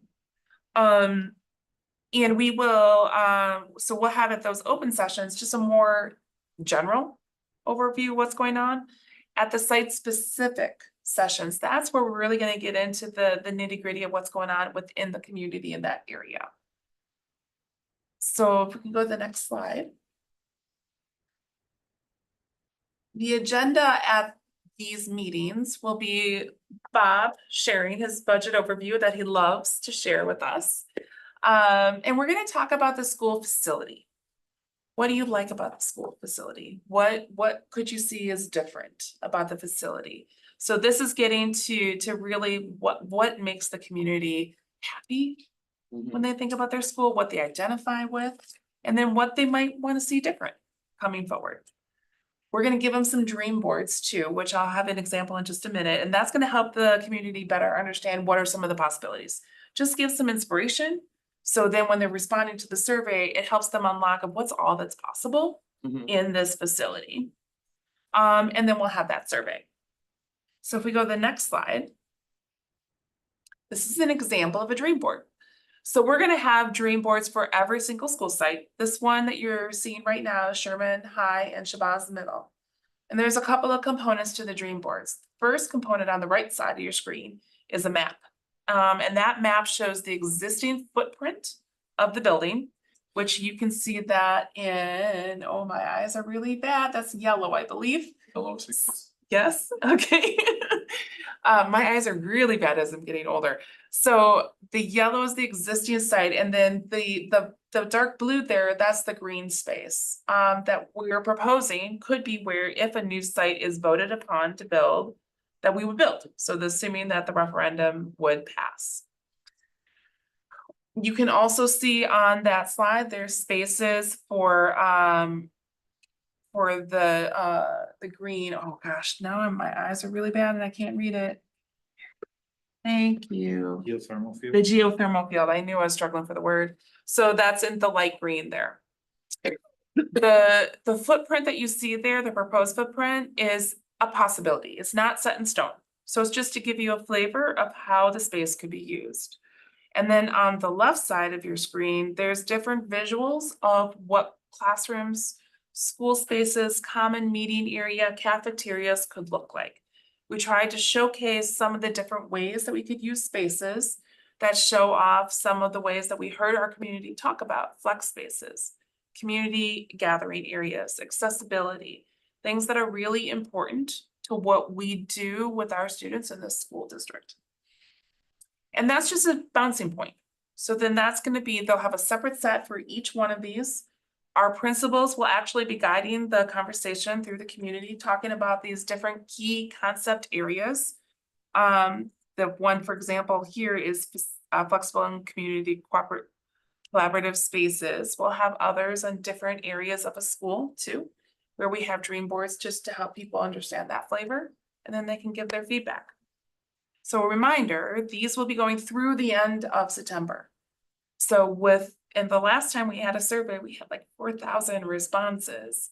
So I am hopeful that we're going to get a lot of great feedback from our community on the survey.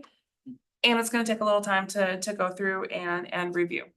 So I don't yet have that timeline from RAI, because they'll be the ones who will be analyzing the data. But I will make sure to get a note of when that would look like. We can go to the next slide. What we're talking about then with our community, and we're reminding them, is it's 2 sites per year. So 2 sites could be, one site could be a, for example, middle elementary combo site. That's one site, even though it's 2 schools. Oh, Okay, so you could be talking about a middle elementary and a high school middle happening together as that first phase. So that's 4 schools, 2 sites. Okay. Construction, again, shovel in the ground is not until the spring of 2026. We're doing all the planning and everything before that. And we're thinking about how we can use swing spaces. So that's that, using the older building after you build a new building as a place where students can be to continue their learning construction free while you work on another school building. So it could serve as like a flex space for our schools. And we've identified, because Rep 2020 work focused on high schools, Sherman Shabazz will be our first site that we're identifying to start work on because of Shabazz High School. Wow. And I've skipped over all of Bob's wonderful information, so I'm going to turn it back to him. First, more questions about that Yes. process?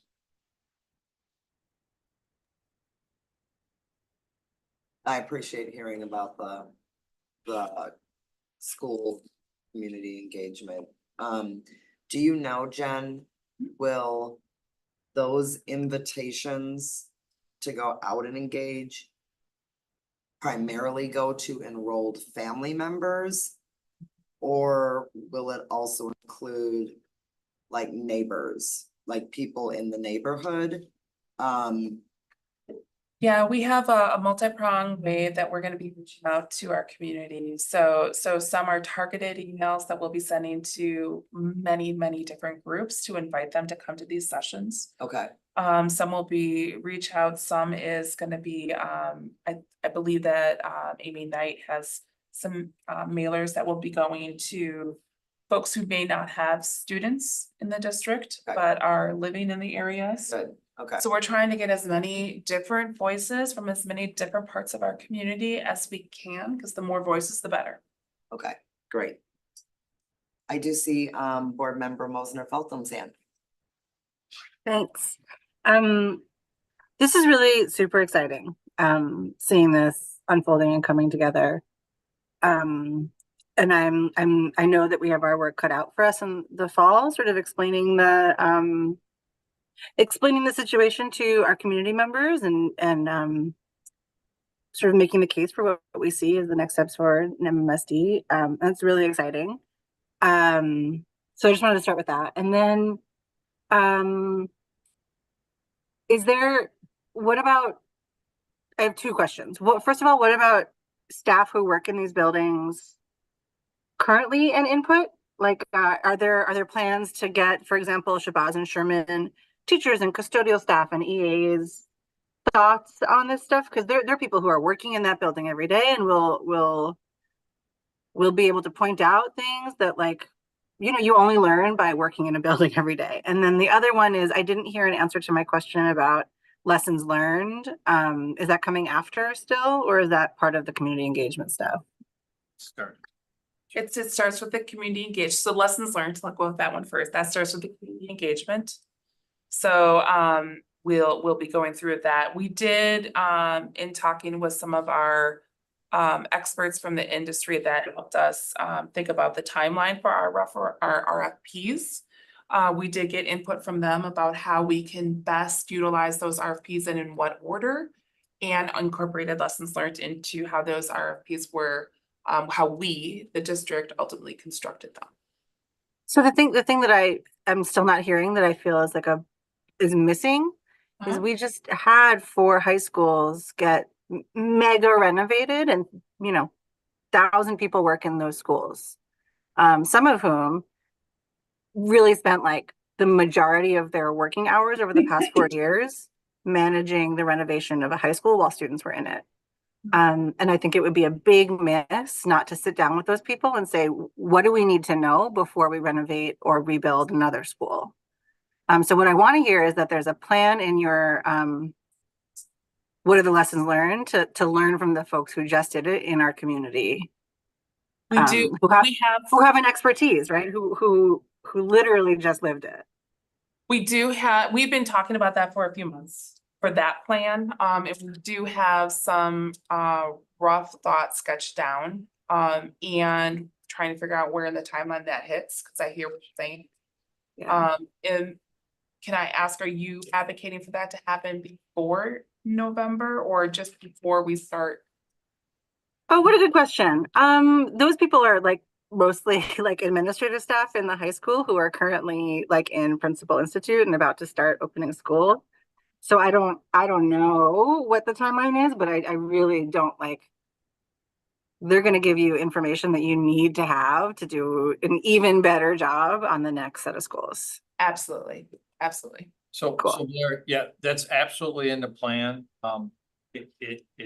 We want to get our partners, the owners rep, our architectural firm, and our construction management firm on staff to participate in the debriefings of the schools that we've just been working on from the 2020 referendum. We need the whole team together, right? We don't have the capacity. We could ask the questions, but it's going to be real important that our owners rep, our architectural firm, and our construction management firm, assuming it's successful in November, are part of those conversations about lessons. They're going to hear things. Okay. Yeah. Okay. I trust. Thanks. I'm sorry, was there another part of your question I didn't answer? Teachers in the school. So I talked a little bit about talking to principals at the consolidated high schools about their experience and what happened, and department chairs who were responsible for getting their whole teams moved, all that stuff. Yeah. But and then there's community engagement. So like I live near Sherman and Shabazz, so like I would go and say, hey, here's what I think I want in my kids' future middle school. But what about the teachers who work in those buildings? Yeah, and community is everyone in the community, right? So the invitation to fill out the survey is there for the entire community. Okay. And The we have survey ways- is the thing. Yes, and we have ways to designate within the survey if it is a staff member, so we can better understand that perspective may be different than a perspective of a family member. Got you. And then my last little bit is I know that we've struggled to get people to come out to engagement sessions across the board in the past. I know that this one is a little different because it's like literally like come talk about your school, but I wonder, and I would love to see us offering childcare for this type of evening event. Already on our radar. Yep. Great. Awesome. Thanks. I see, I see Board Member Muldrow. Never mind. And can I come back to you? Absolutely, actually, I have to leave in 2 minutes, otherwise. Oh, okay, Nikki, you can go before me. Yeah. I just wanted to thank Blair for raising that. One of my bigger regrets on the last referendum was forgetting I doubled the size of the building without asking the janitors their workload, and I didn't ever consider it until I walked in the building and went, holy heck, that is a long walk. Sorry, Ali, go ahead. Thank you so much, Board Member Vandermeulen. I want to just ask quickly, in terms of the order of schools we're thinking about, I think it's really exciting to hear Sherman and Shabazz. I do think it's important to emphasize that our middle schools, or these 10 schools that we're looking at, are built in different decades, have really different needs. Some of them are combined with elementary schools. When you're thinking about kind of how we prioritize and also how we spend, how we distribute resources, how do we factor in the student population itself? Meaning, when we think about Hamilton or we think about Senate, we're talking about two schools that are, almost twice as big as some of our other middle school programs. My other question related to our facilities approach and our priorities is, how are we thinking about what our students need instructionally, and how are we thinking about re-envisioning what we offer instructionally, whether it is making sure we consistently have access to technology like 3D printers at all of our middle schools, whether it's making sure that our middle schools have a really phenomenal arts and theater program. How does the instructional component inform what renovations look like, and inform how we move forward? And then how are we really thinking through kind of the size and scale of work that's needed at any given school, and how to explain that specifically? Board Member Muldrow, I think it's a little bit of both, right? I mean, so I know right now, I've been in schools, you've been in schools, and they're doing just what you said. They're innovating and using modern technologies or modern practices, but they're doing so in a facility that's not modernized, that doesn't have the kinds of advancements that we'd like to have. So in some cases, there's already that kind of energy to create the kind of space that would better facilitate what's currently taking place.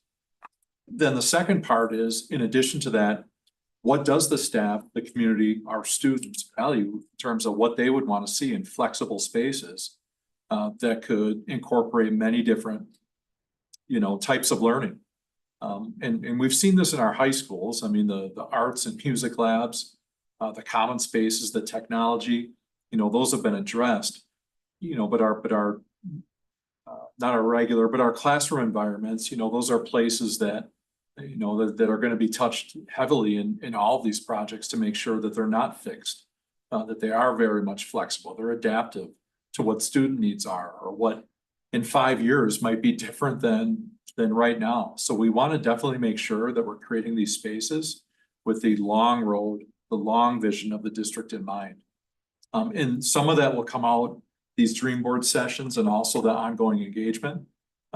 And also working with our industry experts that are doing this work, certainly in Madison, if you look at the amount of construction taking place here, but also have a real specialty in schools.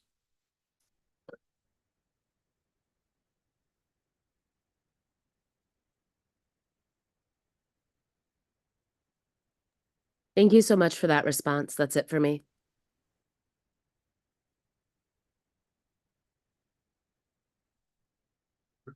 So we are gonna go back, Jesse, to slide 23, please.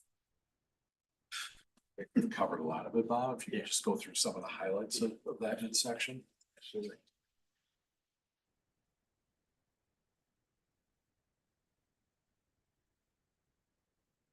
So you can go to the next one. Oh, next one, okay. We're gonna go high level. We wanna show some of the slides that we've been preparing in anticipation. We talked with the principals today in terms of the institute leadership. Wanted to lay out some of the slides that we're presenting. So we're gonna go pretty quickly through high level. We've talked a lot about these issues. But I think there's a couple of things important for us to point out in terms of the referendum. In terms of the operation referendum, where we talked about the need for ongoing sustainable revenues. It's real important that we want to get across the message that this is much more than just sustaining what we're doing and kind of maintaining, right? It's even more than an investment. We're really talking about a commitment to excellence. We're talking about more involved in terms of our continuing investment in 4K, early education, the DLI, expanding our multilingual education, really focusing on the middle school, expanding the arts and the STEM. Dr. Gothard mentioned in terms of the academic investment of the classrooms and just the academic space. Really exciting for us to be focusing on the middle school aspect, right? So that's just a real important a consideration that I think is a very positive one to point out in terms of the dollars of what the operations is going. Jesse, if you want to go to the next slide. This is just some of the different ways we're talking about the dollar impacts for the referendum. Operating dollars, 30 in the first year, 30 million authority in the first year, 30 million additional authority in the second year, followed by 20 and 20 in year 3 and year 4. We started putting some slides together to talk about the monthly impact. Year 1, it's a $26 a month impact in terms of that $30 million. When the last year, the $400 million is annualized, that 26 goes up to $87 a month, but that's 4 years out in terms of the full impact. There's different ways of kind of presenting the same kind of information, a little bit, I think, easier to digest. And again, kudos to Adele and her team in terms of coming up with the visual displays. Because, you know, I could never come up with it. Mine would be black and white in a spreadsheet. Sorry, it would be. So it's great being part of a team, creative. I come up with creative financing ideas, but the display, that's all the team. That's the teamwork. All right, I digress. All right, on the next slide, in terms of putting it in the context, this is the talking points that we want to continue to stress in terms of it's always important, and we do a great job of looking at our expenditures and costs and understanding where we're spending the money. But in Wisconsin, the way school finance is set up and the revenue limits, it's really the real story is state law is underfunding public education on the revenue side. The way revenue limits are created by design is not to provide sufficient revenues, even at the level of inflation. In fact, it was less than inflation. It was 0 and then less in terms of the cuts 12 years ago. Updating the numbers that we shared in 23-24, that $20.8 million. This year, when you do the same analysis of 94-95, that gap shrinks a little bit down to 9.5 million. But over 2 years, 23-24 and 24-25 combined, we're talking over $30 million of revenue. Had it been pegged to inflation, there would be additional revenues in terms of revenue limits, where we would not have to seek voter approval. It would just be part of state law had they been indexed to inflation. We've talked about the 31% state special education reimbursement in terms of the requirements and important to provide the individualized education plans. But the state really should be cost sharing in that. They don't. It's 31 cents on the dollar. That creates a gap in our budget. Our revenue of $66 million was budgeted number. It's always going to be around that 65 to 67, depending on the number of kids. Again, not unique to Madison. Statewide, that gap is $1.5 billion, right? So it's really this concept of it's revenues, right? Revenues are not being provided sufficient to meet normal costs. And then just driving the point home, which is really, really unfortunate. The state considers 4-year-old kindergarten as just half-time students, right? When we have full-time costs. And so it's just another built-in gap of revenues not meeting the costs of districts. Madison happens to be focused on expanding full-day 4-year-old kindergarten. So it's even a bigger revenue budget gap for us. All right, so then we'll go a little quicker now. I had to get those important points across. It's about, Joel has mentioned this, Jen has mentioned this, in the information that we have out there where we've recommended build new, we are not just That being the existing size of classrooms, more spaces available. There are some substantial square footage increases for modern classrooms, for collaborative spaces, for community spaces. It's really modernizing facilities in some cases that, well, Sherman Shabazz built in 1928, right? They did not account for the kind of education that's being conducted K-12, right? So it's more than just replacing the square footage, it's modernizing the educational academic content of those facilities. All right, the next slide, Jesse, thank you, this is the same kind of analysis, the $507 million. The first one, it's about $27 a month, when it first becomes fully annualized. Just a reminder that the facilities question does not impact taxpayers until fall of 25. There is no impact in fall of 24 because we will not be selling debt if we're successful, because we only sell debt when we have bills to pay. And because we're not going to be building until spring of 2026, we won't sell bonds until first impact need of the dollars of fall of 25, right? So the first year is just the operating dollars, 30 million is the ask, 0 on the facility side. That won't start until fall of 25. Just a reminder in terms of the staging or scaffolding of the tax impact. All right, I think we can skip over some of them. We've talked about these many a times in terms of the investment you're doing currently with the Fund 41. 26 of our schools are 60 plus years, were built 60 years ago. 40 of our schools received C or D. It's this point that we cannot accomplish the needs that we have for facilities in any one annual operating dollars, let alone a single facilities referendum, right? That this is a multi-year investment, commitment to excellence that's going to be happening over the next few decades, really, if you look at our entire facility infrastructure. Then the next ones we can skip on, or you can just show them, Jesse. There's slides that are available that grade each one of the schools. A reminder of that detail on the next slide, Jesse. I get this question often, which are excellent questions. I showed you the statistics in terms of the number of our schools that are C or D. There's a lot of them. We've picked 10 of the school sites. You look at the top right end corner, this is worth repeating. The mechanical HVAC and the mechanical plumbing, along with accessibility issues, really drove our selection of the recommendations that you included in the $507 million.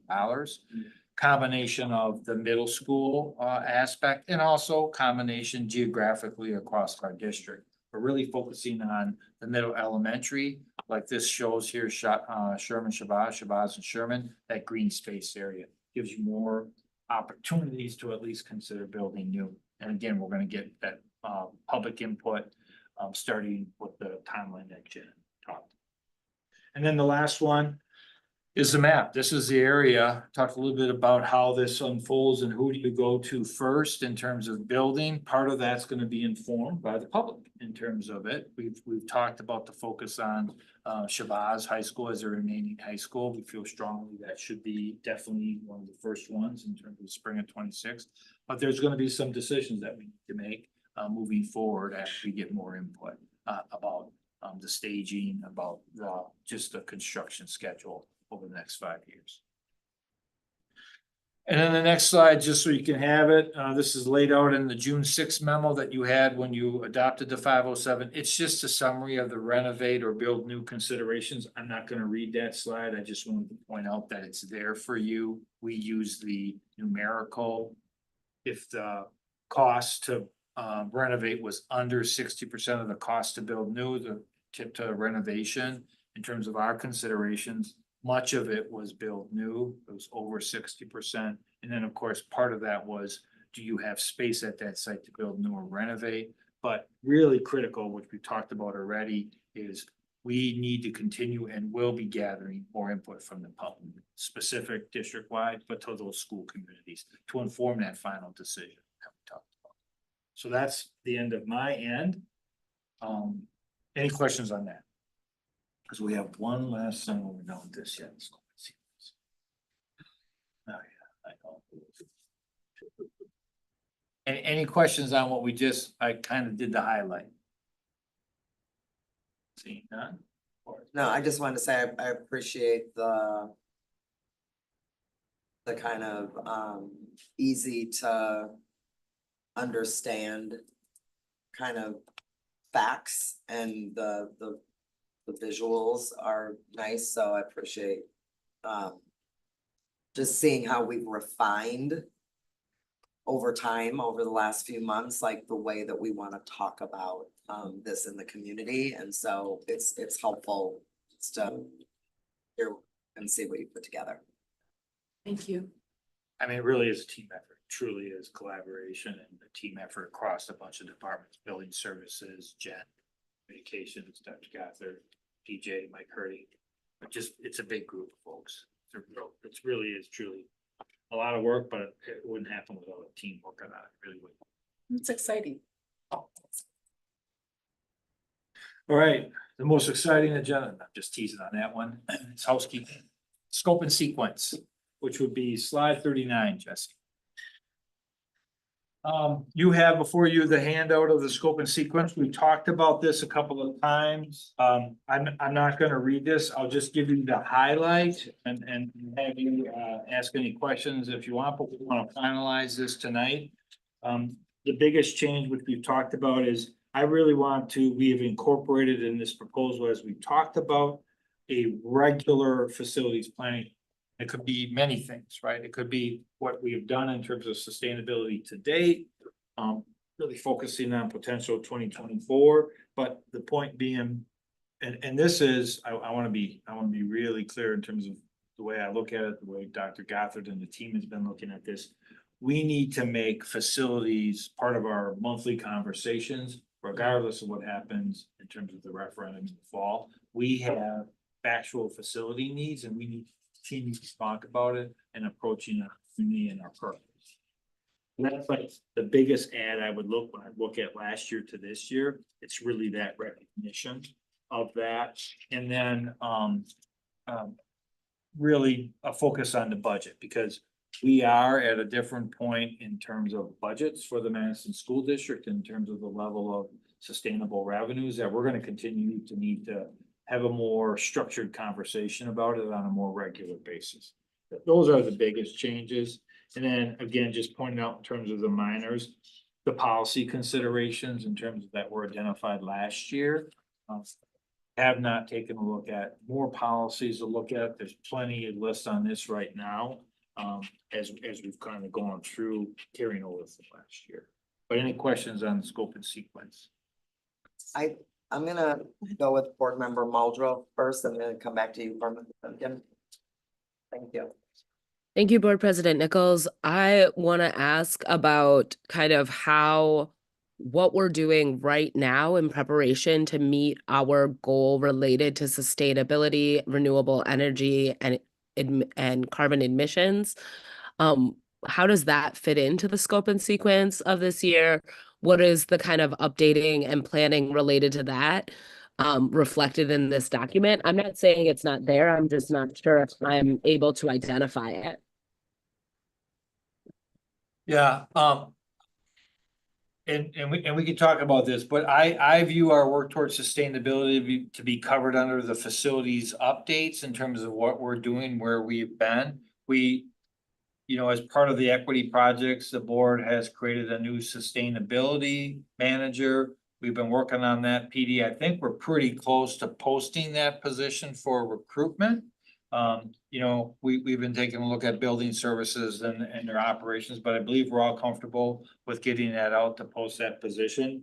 Part of that would be the responsibility of that person we bring on in terms of sustainability updates.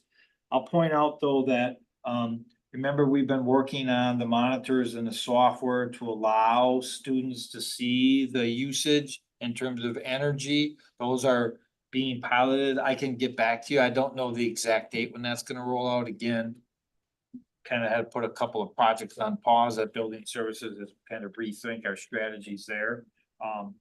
But I really do think that the sustainability updates happen through the facilities updates in my mind.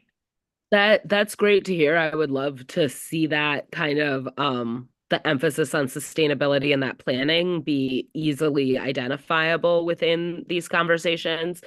The other question I wanted to ask or possibly add to our scope and sequence is really related to food. We had several conversations about what it looks like to ensure all of our students have access to the nutrients they need to be successful in their learning. That conversation had historically been situated in operations. I'm not necessarily seeing that highlighted for us in our scope and sequence. Is that kind of another area that's going to fit under a larger umbrella?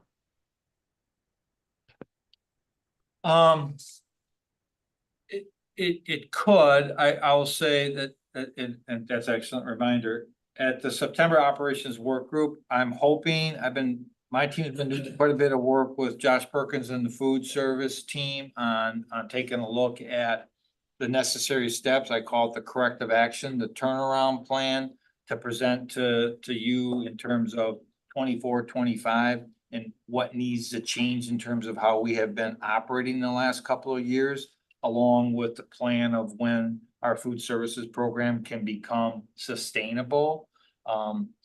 It should be sustainable in terms of generating sufficient revenues through meal reimbursement and fees. We are a long ways away from that. I want to give you the update at the September Operations Work Group in terms of the Fund 10 that we had to put towards it in 23, 24 and what we'll anticipate in 24, 25, and likely to be a few more years past that as they work to really restabilize their operations and control their costs. And so that's that'll be an ongoing area of emphasis for me to help that program put some things in order and then be able to present a plan on the revenues and expenditures. Thank you so much for speaking to food and nutrition specifically and how that'll show up for us. My last question, Bob, is we've talked a little bit tonight about the board's ability to say, hey, we have the authority to tax up to this amount, and we don't need to. We have found the efficiencies in our budget to be able to give the local taxpayer a break, which is something I think so many of the board members would love to be able to do. And I think part of our ability to do that is to have a really accurate forecast of our own spending.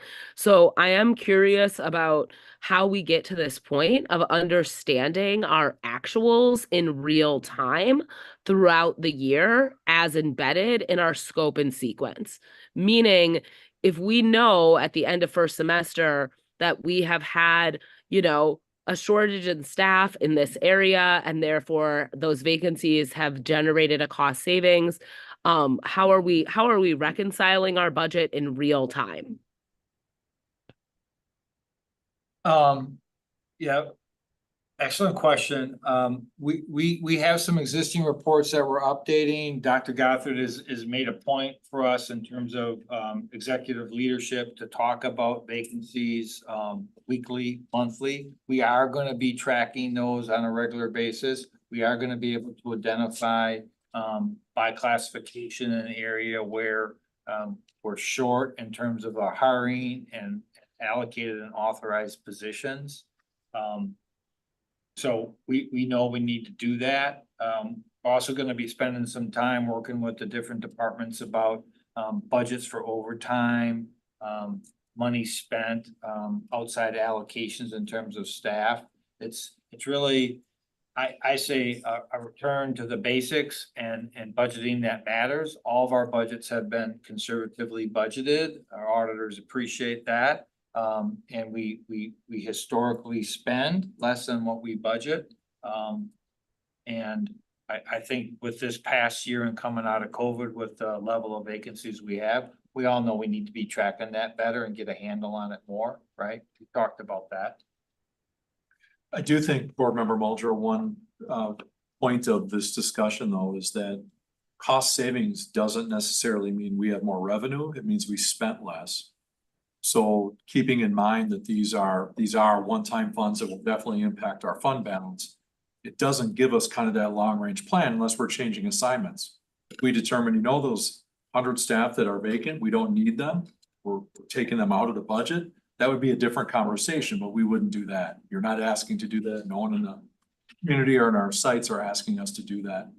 So I do think the way we talk about it, we, meaning administration to the board and to the community, is really important too, so we can, share this in information that's understandable by, those who it impacts.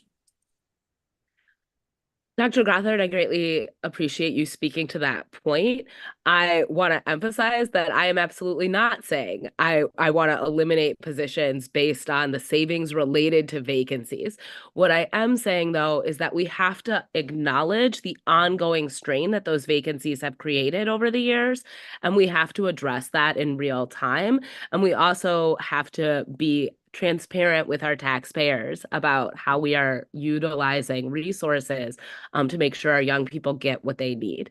I am hoping this year represents a tremendous kind of turning point in our ability to achieve our budget and to staff our schools. However, I think it is relevant to the board in making decisions around levying the tax that we have a thorough understanding of what things are going to look like throughout the year and what is realistic and achievable and what is not. And so I hope we get to continue to have this conversation really thoughtfully. And I appreciate all the work that's gone into making sure that the first day of school, 22 days from now, our young people have the folks they need supporting them in front of them on that first day. That's it for me. Thank you, Board President Nichols. Thank you. Board Member Simkin? Yes. So I also wanted to bring up the food program. And I think I want to do it from a little bit of a different perspective because of the connection between food and living and learning. I think we have an opportunity right now. We have a board who's pretty passionate about access to food and clean food. And I think I would like to see us put this on as a major topic as far as opening up board policy for revision to provide more space for innovation within the district. I recognize that right now you are constrained by policy which says that the program is going to be self-sufficient. And I don't know that that's where we all would want to stay if we could have a really strong conversation about it. And so I would like to open that up to large conversation and see where we can go to become a model that other districts could be looking towards.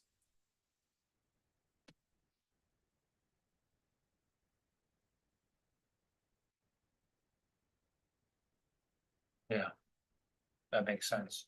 And let me be clear, part of what I'm working with the food service staff is to understand what they spent their money on. Why we went from a fund balance down to being negative and needing unbudgeted large fund 10, 23-24 ending the year. And so it's really what I'm focused on is we need to know what we're spending our money on. We need to know what the plan is, and the board needs to know what the consequences are. So if you want to offer more meals and you don't want to raise revenues, well, that's going to cost 2.2 million, whatever that number is going to be from the general fund, right? And just know that, right? This is what we need to operate it. And to do all this, we need X, but we're only going to get this much for meal reimbursement, right? That's set by the federal government, and no matter how much we want them to reimburse us more, the state has to backfill it or the feds do. And then the difference is the fund 10, which is, you can do that. It's just right now we need to get a handle on what our expenditures are and revenues are. Right, and I think that we have an opportunity, if we open up that policy, to become really visionary about how we do this. Definitely, that's one of the strategies is to increase participation. How do you increase participation? Then you provide better meals, right? Nutritious meals that families want. That's all part of the conversation. we just need to reestablish some standards of measuring that monthly metrics to see if we're on target. And when we're not, why are we not? What can we do differently from the operations standpoint? Can it something we can control or not control, right? I mean, we just need to get a better handle on it. And been some turnover on the staff, right? So. Are you good, Lauren? That's it. Okay, can I add myself? I do want to say I really appreciate the work that's been done on the scope for the year, so I want to thank you for that. Last week at our instruction work group, I also brought up the interest in food and nutrition, and wasn't sure if it was a instructional piece. It's certainly connected to instruction and learning and teaching. But wasn't sure if it was where it might best fit. So I just want to echo what my fellow board members have said about there being a really strong interest. So what I appreciate about this operations work group scope is how focused it is. And the one thing I guess I do hold a question about is the human resource systems issues that are also part of operations. And so I love the idea that you are now building in like a monthly facilities planning update. I'm not sure if monthly is the right cadence for human resources, but I do feel like there should be a couple of regular updates. Maybe one that's kind of, how did we do with kind of hiring, filling kind of in the fall? And then I don't know if there's, I have ideas on specific topics, but I don't necessarily want to go there. I just, I don't see that in the scope. And I do feel like we keep coming back to very critical human resource conversations that impact our budget decisions. And so it would be nice to also have a sense of how things are going.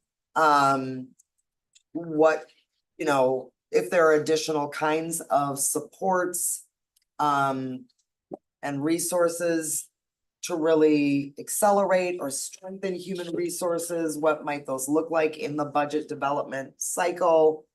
Yeah. So not sure. Feel free to incorporate where you can.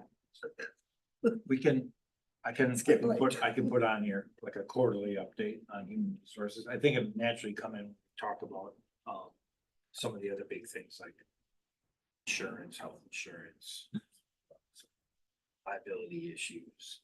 Which comes when you talk about a handbook. But yeah, I'll incorporate a quarterly human resources update, but it's part of it. Okay, That makes sense. that would be great.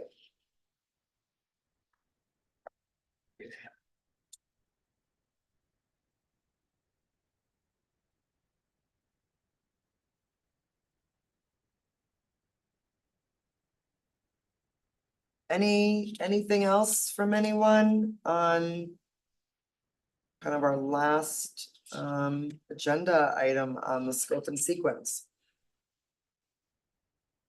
Oh. Vice President Pearson? I saw your hand up. Yeah, it's not necessarily a question on the scope and sequence, but I just had a question real quick, Bob, that I wasn't able to ask earlier from you. Are we also preparing numbers for the referendum for the city of Fitchburg? I don't know, because I know that those students go to MMSD as well, depending on where they live. And I don't know if we're gonna get like revenue or if, like what the tax impact might be on them if they are also voting in our referendum. I'm not exactly sure. But it was a question that was brought up to me that folks are wondering. So, I mean, you don't have to answer me now, but it was just something that I thought I'd bring up. Sure, I can look into it. I mean, the city of Madison is about 90% of our tax base in terms of the Madison Metropolitan School District. The rest is 7 other taxing municipalities, different portions, including Pittsburgh and a couple other townships that are around us. I'll put something together on that, Maya. So Maya, specifically the tax impact calculator we have, is that relevant to both Madison residents and Fitchburg? Yeah, I think it's mostly relevant to the Madison residents, it sounds like, of like how the impacts possibly be. But if it is also relevant to Fitchburg residents as well, that would be good too, especially if they're going to be voting on a referendum. I think having a piece in there for those folks, I think would be important, so that they kind of understand their own, what could possibly be an impact for them as well. We can get clarification on that and I'll ask Adele and her team to make sure they put a disclaimer or some sort of notation on there to include Fitchburg or, other municipalities. I guess it would be Madison and Fitchburg. At this point, town doesn't exist anymore. Any others, Bob? It's just. Okay.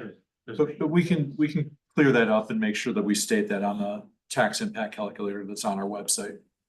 Okay, yeah. And it just, again, was just a question that folks were asking me about like their tax impact in Fitchburg. And I was like, honestly, I'm not exactly sure what if it's ours is just Madison or if it's Fitchburg and Madison. I wasn't exactly sure. So yeah, thanks.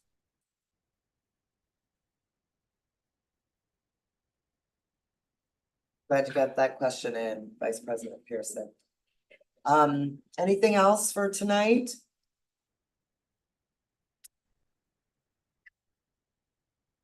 You have something else? Yeah, Remember something? one more piece for going off of what you had said about the HR updates.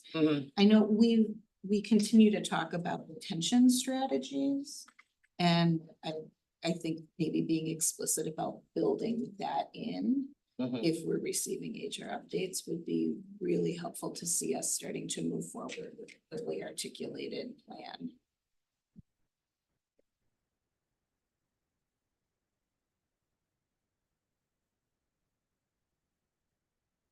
All right, well, I want to thank everybody for their preparation for tonight as well as the engagement. With that being said, I'll take a motion to adjourn. So moved, Maya. All right, board member Second. Simpson. Board member Simpson got the second in quietly, board member Muldrow, but thank you. All those in favor of adjourning tonight's meeting? Aye.